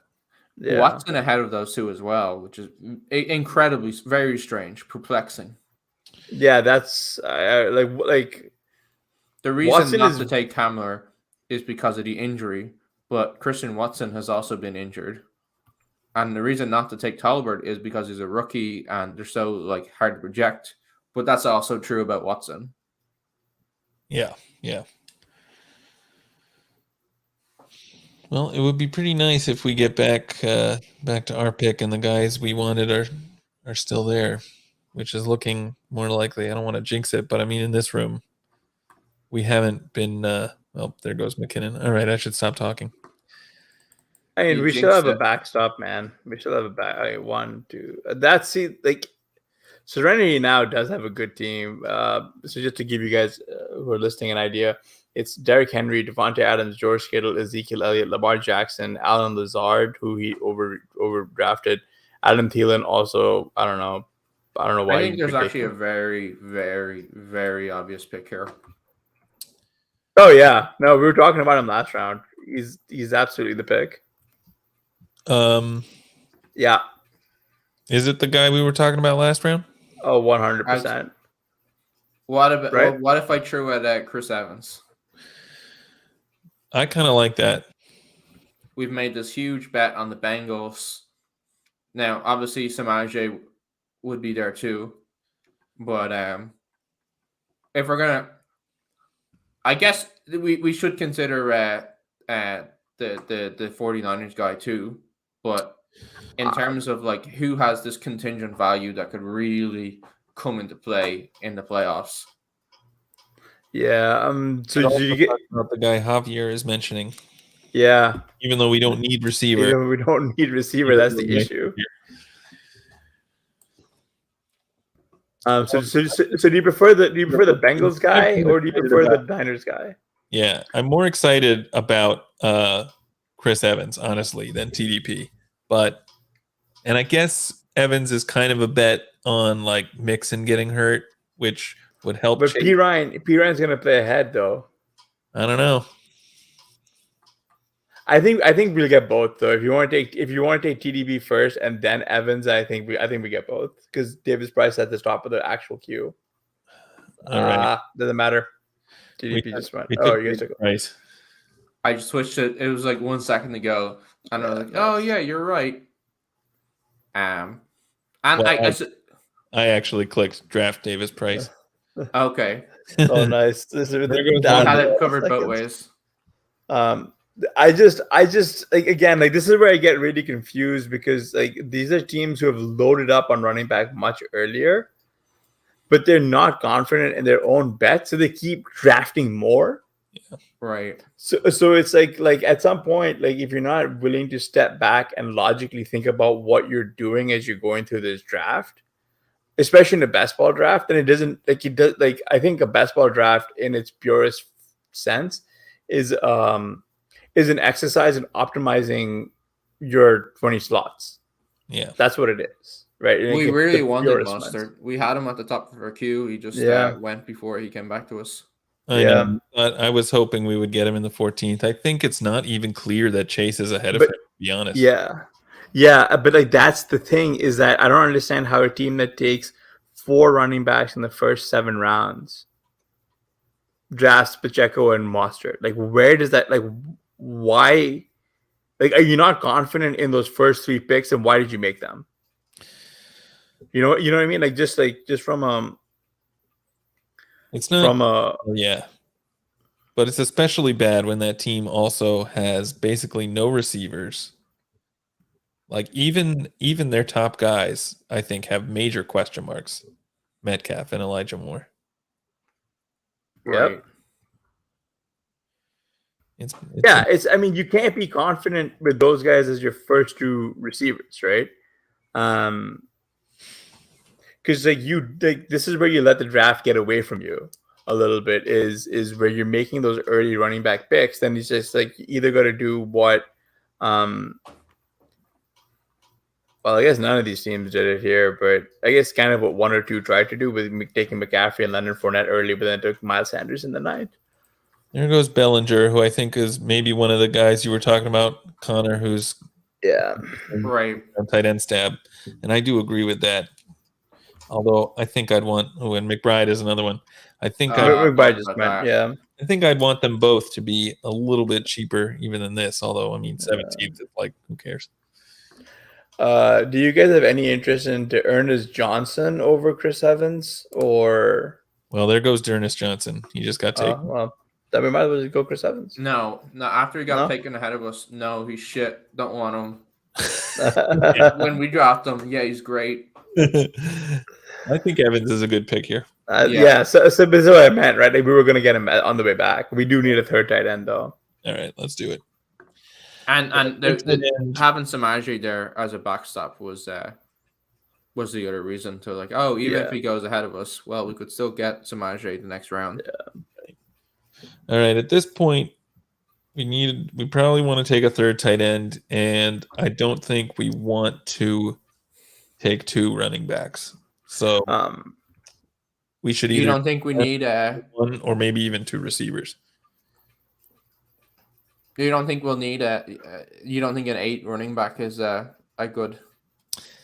You mean a 7? But I think it limits your upside a little bit. So I'd rather do like 7, 8, or even 6. Yeah. Yeah, that makes sense. No, that makes sense. I was gonna say that there's only 1 wide receiver I really think would want. Although, had I seen this guy at the top of the queue, I might have been pushing for him, but I can say his name because he's not coming back. I'm very surprised to see Mecole Hardman still sliding.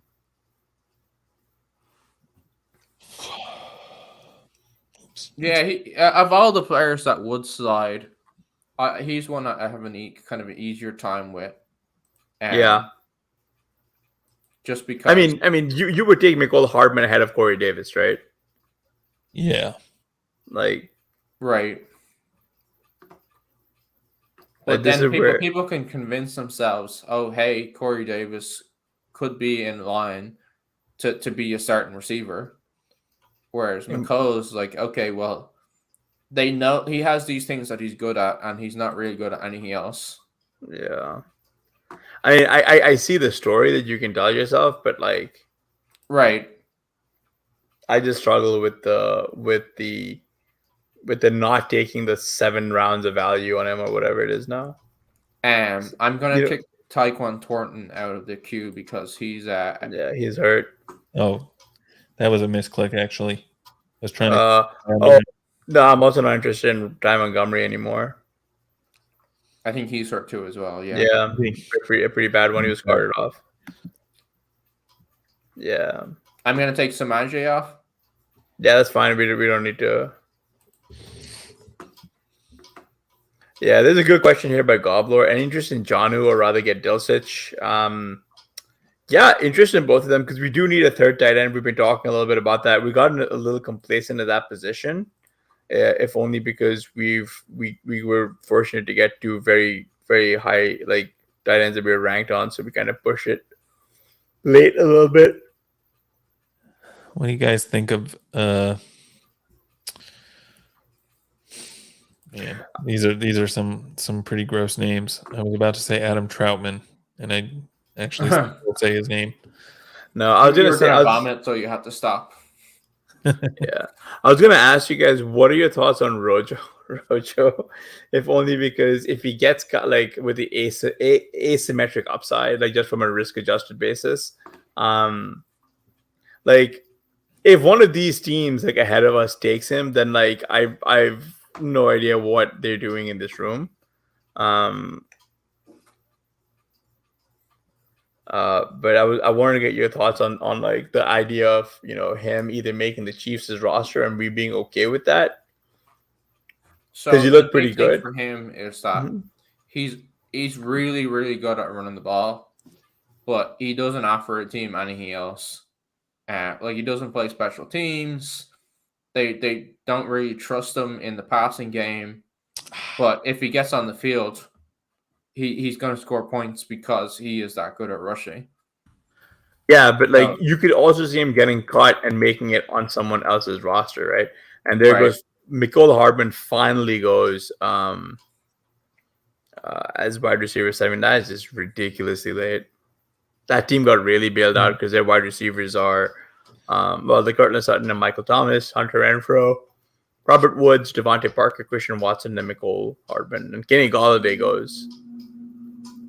Josh asks, "How are you guys attacking the Colts tight end room?" Yeah. The answer is we're not. Yeah, the entire team is a bit of a blind spot for me. I think the big thing about them is that they do use their tight ends, but they always split it up. Like there's never been actually not never. Recently there hasn't been one guy to like control stuff. Yeah. And it's not like there's anyone there that's like the superstar that is going to make them do it. So when a team splits it up that much, it's just it's hard to be enticing. I wonder that team's on auto now. They just autoed the last 2 picks.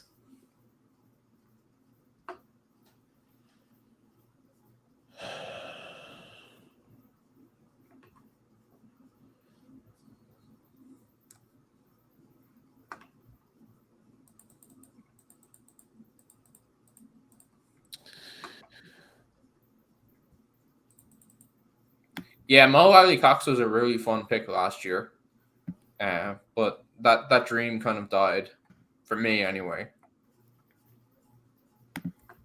Died pretty hardcore for me too. But yeah, I definitely think we have a very interesting decision point. Yeah. This next pick. Lots of guys that are really fun picks here. We did talk about Kieran Williams, but would we take him with Henderson? Yeah, probably doesn't make a lot of sense. I think. I mean, you could see that as like a bet completely fading Akers. Because then you're capturing all the running back rushing expected points and receiving points. Yeah. I just wonder if it limits your upside too much by not giving you shots at like that real breakout. Right. Like we want the Sony Michel workload in the playoffs, sort of, or fantasy playoffs. Yeah. But that's the whole reason I was pushing Rojo again. I mean, like he's a very difficult pick in best ball because you can't waiver him away. So you're taking a stand on if he does or does not make the roster. But if he doesn't, I see many teams like being in the market for him. Right. And how many of those are a way worse situation than the Chiefs? Like almost all of them. Almost all of them. But would it be a big issue? Because like most teams are in worse position to be than the Chiefs. I know. I mean, I think if he doesn't make the team and like Washington could pick him up and he gets picked up somewhere else, I don't know how many of those situations does he in how many of those scenarios does he become like a guy that you had to have?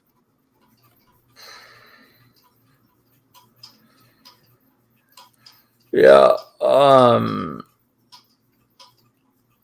Quite a few, I would say, just because I could see him taking over that workload late in the Down, by the year. way. So Yeah.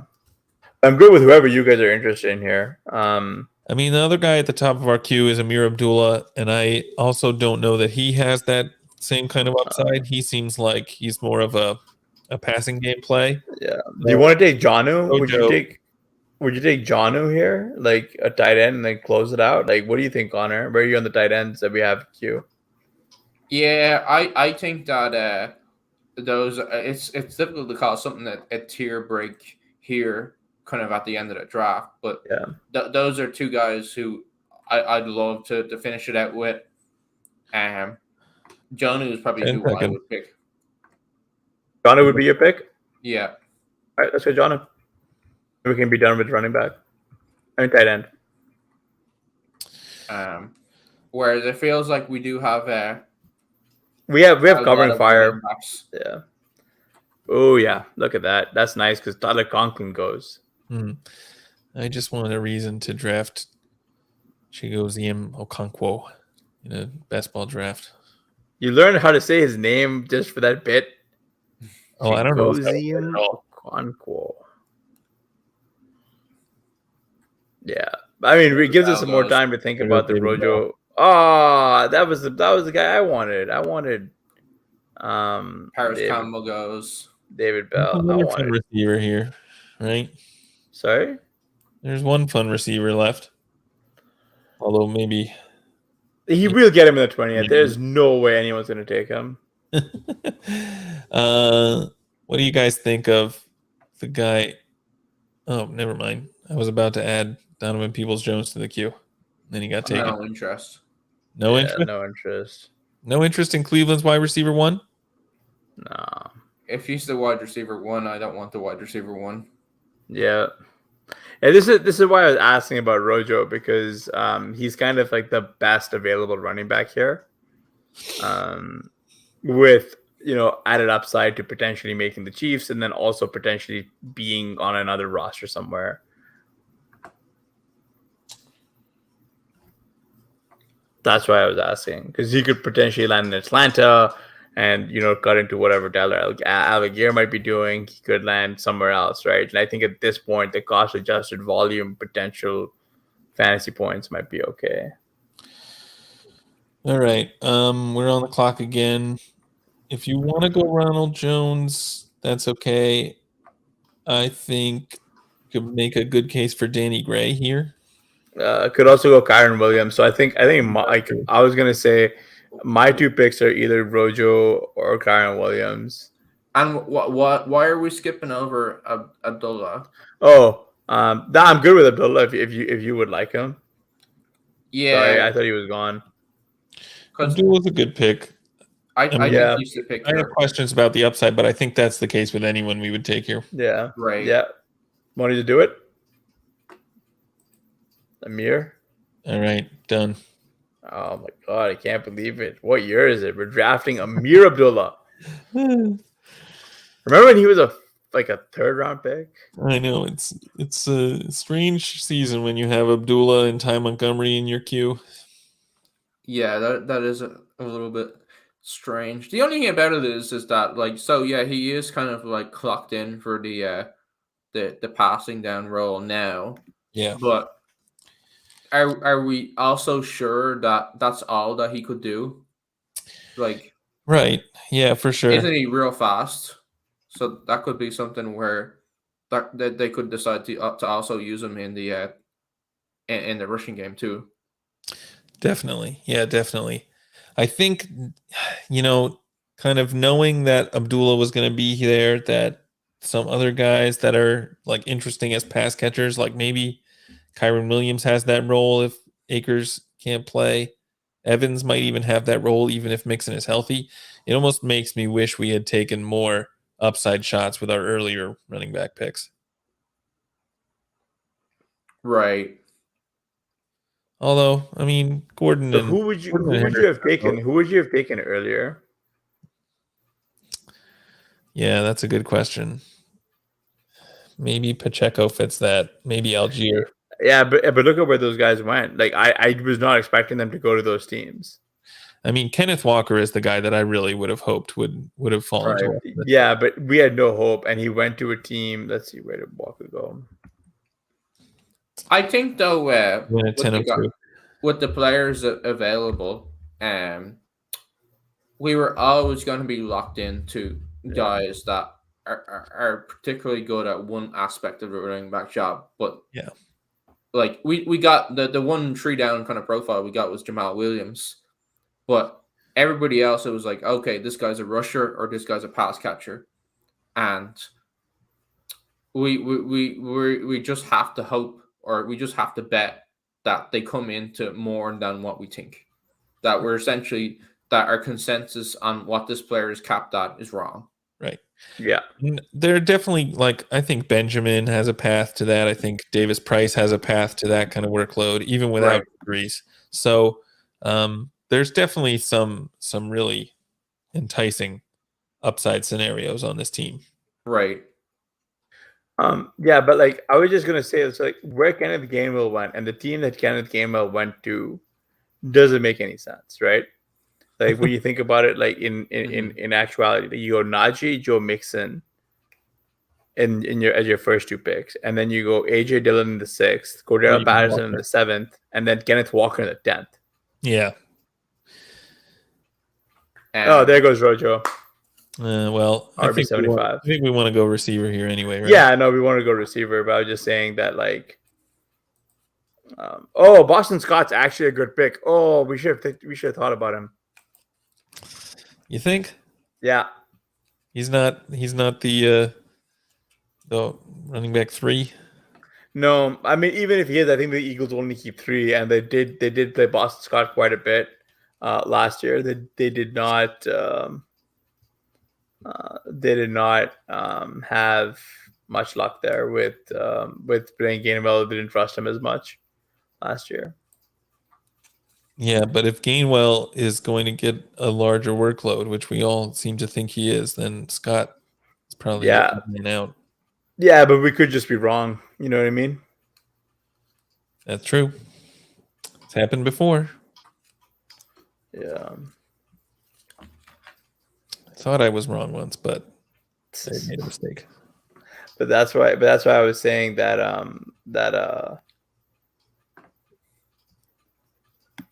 what's his name would be a good pick. Boston Scott, had I remembered that we should have considered him. That's on me. My bad. We would have shut you down. Believe yeah. No, I know. But I'm just saying that for those of you who the laser defense system. That's what I was saying is that like consider the Boston Scott and some of the teams if you guys are still drafting right now, because there's some fun stuff out there. At least I think he makes for a fun diversification pick, but I don't know if it's because my brain is fried from drafting for months on end. I think there's like lots of different fun receiver picks here. I don't want to start talking too early. I think it's fine at this point.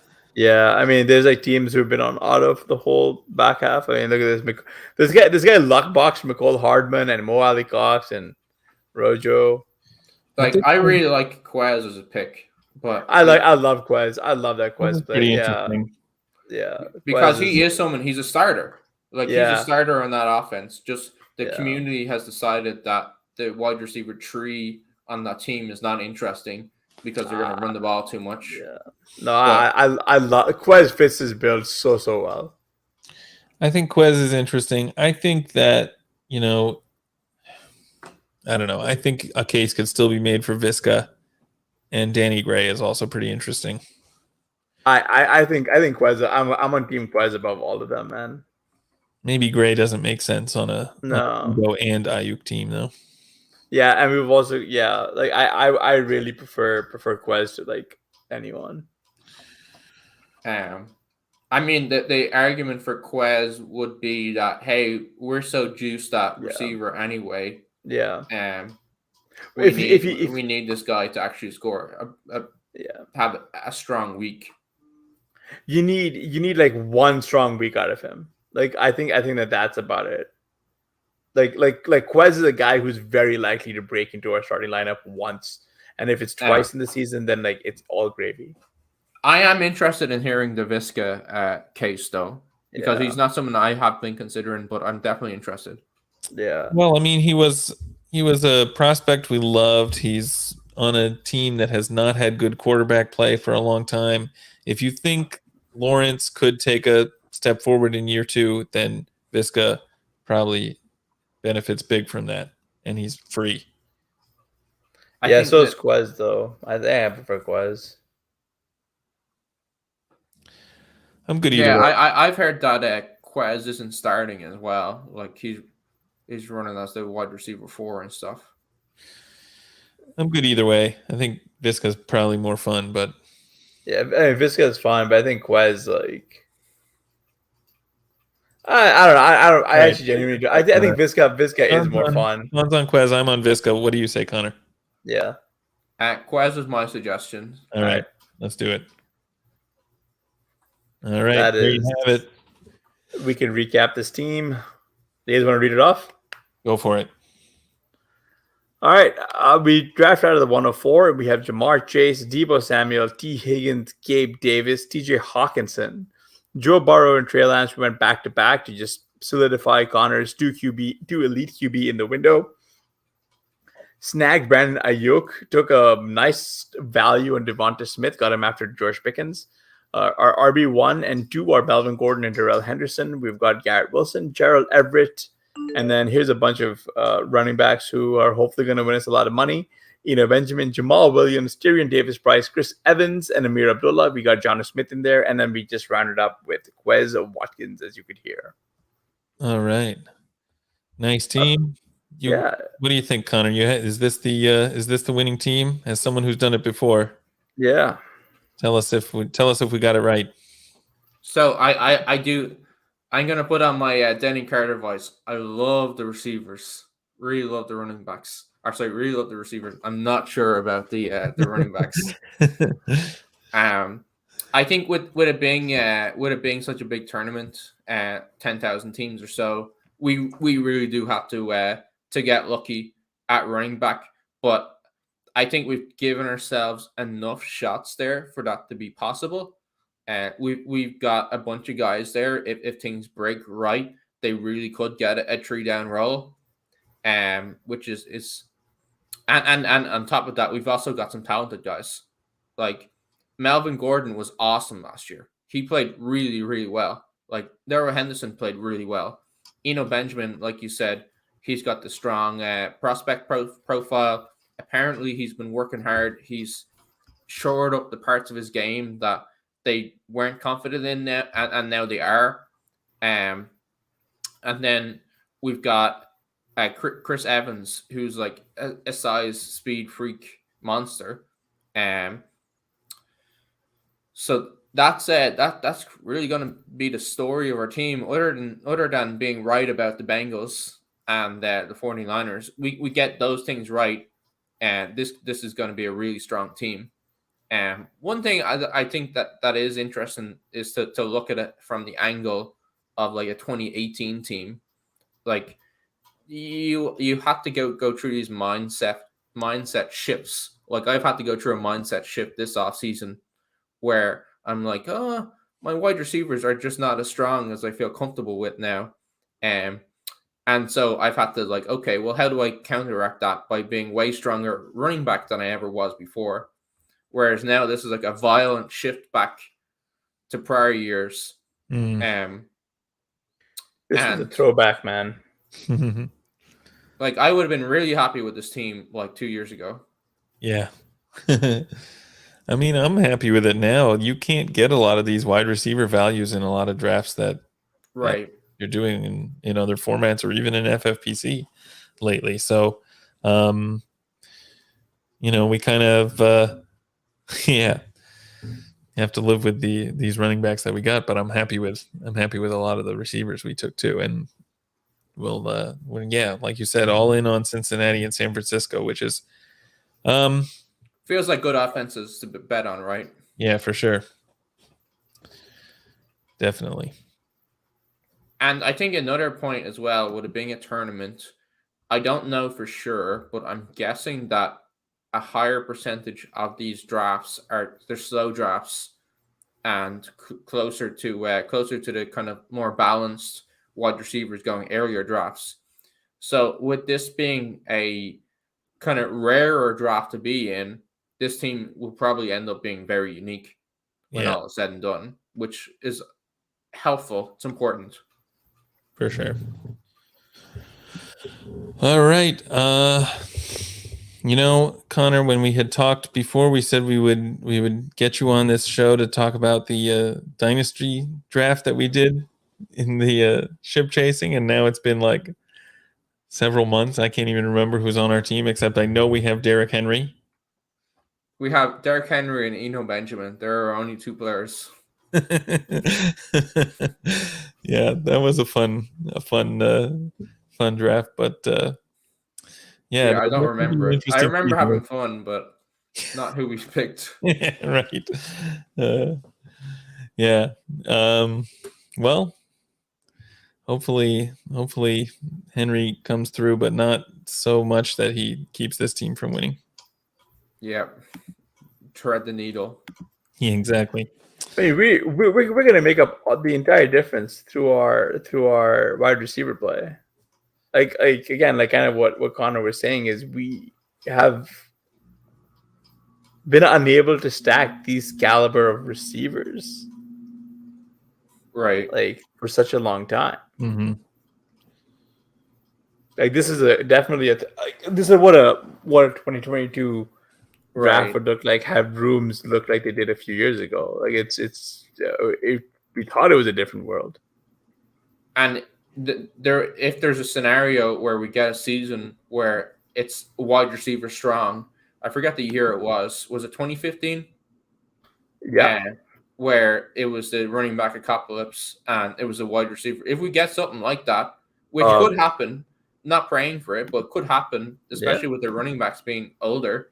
Like we're easily one of the strongest teams, or set up to be one of the strongest teams in the tournament. For sure. I mean, it happened last year too, but that's the thing is like all offseason people had adjusted to the fact that it happened, and now they've readjusted back. I don't know. Somebody mentioned that there's people who will use like different cheat sheets and stuff like that, and for fast drafts, because in a slow draft you can really kind of take your time and go along with it, whereas in the fast you kind of do need some basis to go on, and that can influence things big time. Yeah, for sure. Just looking back at this board, are there teams that you think have a shot to knock us out? Who should we be worried about? I think Team 7 is pretty interesting. I think Team 7. Do you want to read off Team 7 for audio listeners? Yeah, Team 7 did the double tight end start. Kelsey Pitts, then went to wide receiver Michael Pittman, Mike Williams, Patrick Mahomes, Jerry Jeudy. Another 0 RB squad, but they took their first in the 7th from Andre Stevenson, Clyde Edwards-Helaire, Chris Olave, Russell Gage, Romeo Dobbs, Chase Claypool, Zamir White, KJ Osborne, Mac Jones, Marvin Jones, Kendrick Bourne, Rex Burkhead, Sony Michel, Chuba Hubbard. So yeah, similar sort of build to the one we did. Obviously, they did not get the 2 QBs in the window, but they did really get that elite tight end, which is something that we do like. So yeah, that'll be probably a pretty good team. Right. Yeah, that's definitely the one that you look at there, and it's the scariest for us. Yeah, I mean, it's interesting, I like this structure, but when you go into kind of the actual like wide receiver picks, there are some that I think are like right on, like Jerry Jeudy in the 6th is awesome. But I can't imagine ever picking Russell Gage in any draft. Is he a player that you would just never draft ever? Well, probably. I mean, if he falls far enough, maybe, but he's not someone that would occur to me to even add him to my draft plan.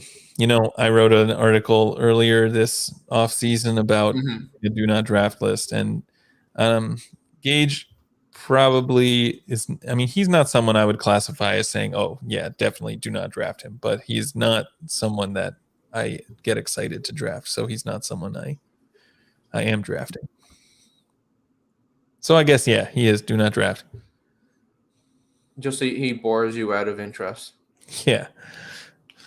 Now, 16th round, Marvin Jones. He probably is on my do not draft list. Yeah, it is a strange to combine the kind of build like that with those players. Mm-hmm. Like, you've gone 0 RB, but wide receiver 4 and 5 is Olave and Russell Gage. They do have the awesome tight ends, which helps. But Josh makes a good point. Gage was getting hyped because of vacated targets. I think they're gone now. Yeah, right. Yeah, there was like a hot minute where people were victory lapping all the closing line value they got on like Russell Gage. They were like, yeah. Now it's like his ADP is so low that it's like, oh no. Well, it's one of those things. Nature abhors a vacuum, right? Where it's like, oh, they don't have enough receivers. Like this means this guy will do all that. And it's like, well, now they're bringing in a receiver. Yeah, it's always the worst reason to draft someone because they don't have anyone else. Yeah. Yeah, the only other team that is somewhat interesting, and I'm not sure I'm fully interested, is Team 10. So they did start Mark Andrews, Stephon Diggs. They got Jalen Waddle. They do have 6 wide receivers after like getting some early ones. Yeah. So that's definitely a team that could be dangerous. Antonio Gibson could end up being a really good pick. Right. Tony Pollard. They did go with the 2 quarterbacks in the window. They did get 3 tight ends total. Yeah. I would have liked to see them get another receiver instead of Carson Wentz, but other than that, I like. Oh wait, I didn't even see Carson Wentz yet. No brainer. They should have gotten another receiver over Wentz. But it's the type of team that is like probably it's not drafted optimally, but it's close enough to the optimal that if they get some luck, it could challenge. It's very live. Oh yeah, for sure. Feels very condescending to say the second best team, other than us in our draft, is live. Like that feels very condescending. I mean, I like that team a lot. They got a lot of the guys who they just shouldn't have got. Yeah. Hasan comes in with the bombs, like, oh, you're an idiot. Why would you do that? Whereas I'm like, oh yeah, I don't hate it. It's live. Yeah. There are things in this draft that you look at and just say, okay, they're dead, right? Yeah. We don't have to name names, but I mean, right. I mean, they know who they are. I mean, we say that obviously any of these teams could surprise us. So yeah, but I mean, when you're sitting with the information that we have, right, and especially with what we know about roster, I mean, with how to draft, where to draft, pockets of players, start roster development, and the fact that all offseason we've been dealing with. I mean, I don't know about you guys, but I feel most of my best ball drafts have resulted in me just freakishly not having enough wide receivers each time, right? Like I'm very happy getting Ayuk as a wide receiver 4 or 5, which is who we got over here. But again, we shouldn't have gotten him here because right, Devonta Smith in the 9th round feels a little bit. That's just that feels like cheating. Yeah, we shouldn't be able to pair Ayuk and Devonta Smith. Gobler said not sure 10 has enough upside. Yes. So one thing that I kind of saw when I was going through the playoffs last year, that was my best team. So I was paying very close attention to what the other teams looked in the playoffs, is that very often it was teams with not great structural builds. So teams that would look like that. And then you maybe add in 2 or 3 injuries. But for example, Stephon, just you use an example of this team, those teams' version of Stephon Diggs would have went off big time. Jalen Waddle went off big time. Tony Pollard smashed it. And they had those 3 or 4 players that propelled the team to certain spots. Mm-hmm. And this is that type of team where if they get those performances, could easily propel it. So you're saying just pick the right players. Just pick the right guys. It's that easy. It doesn't have to be hard, guys. Play the best players. All right. With that, I think we'll call it a night. Thanks everyone for joining us. Don't forget to rate and review and to subscribe. Connor, where can everyone find you and find your stuff? Where do you think? RotoViz. Of course. And go follow him on Twitter at DricoOut. At DricoOut. I've been writing an awful lot about best ball this year. Like we mentioned, I just wrote kind of like a guide of like how I'm attacking FFPC. I've also written a lot about underdog, just ways to attack that, how to play kind of anchor running back, zero running back, hyper fragile. Like just looked into a lot of different things. I'm definitely happy with what I've written this year. Yeah, definitely go check out Connor's stuff. Obviously one of the best in the biz at this best ball thing. Got the receipts to prove it even. Question here. Yes, we will probably be doing at least one more of these. We're hoping to get a really good guest for next week, so stay tuned for that. And we will catch you later.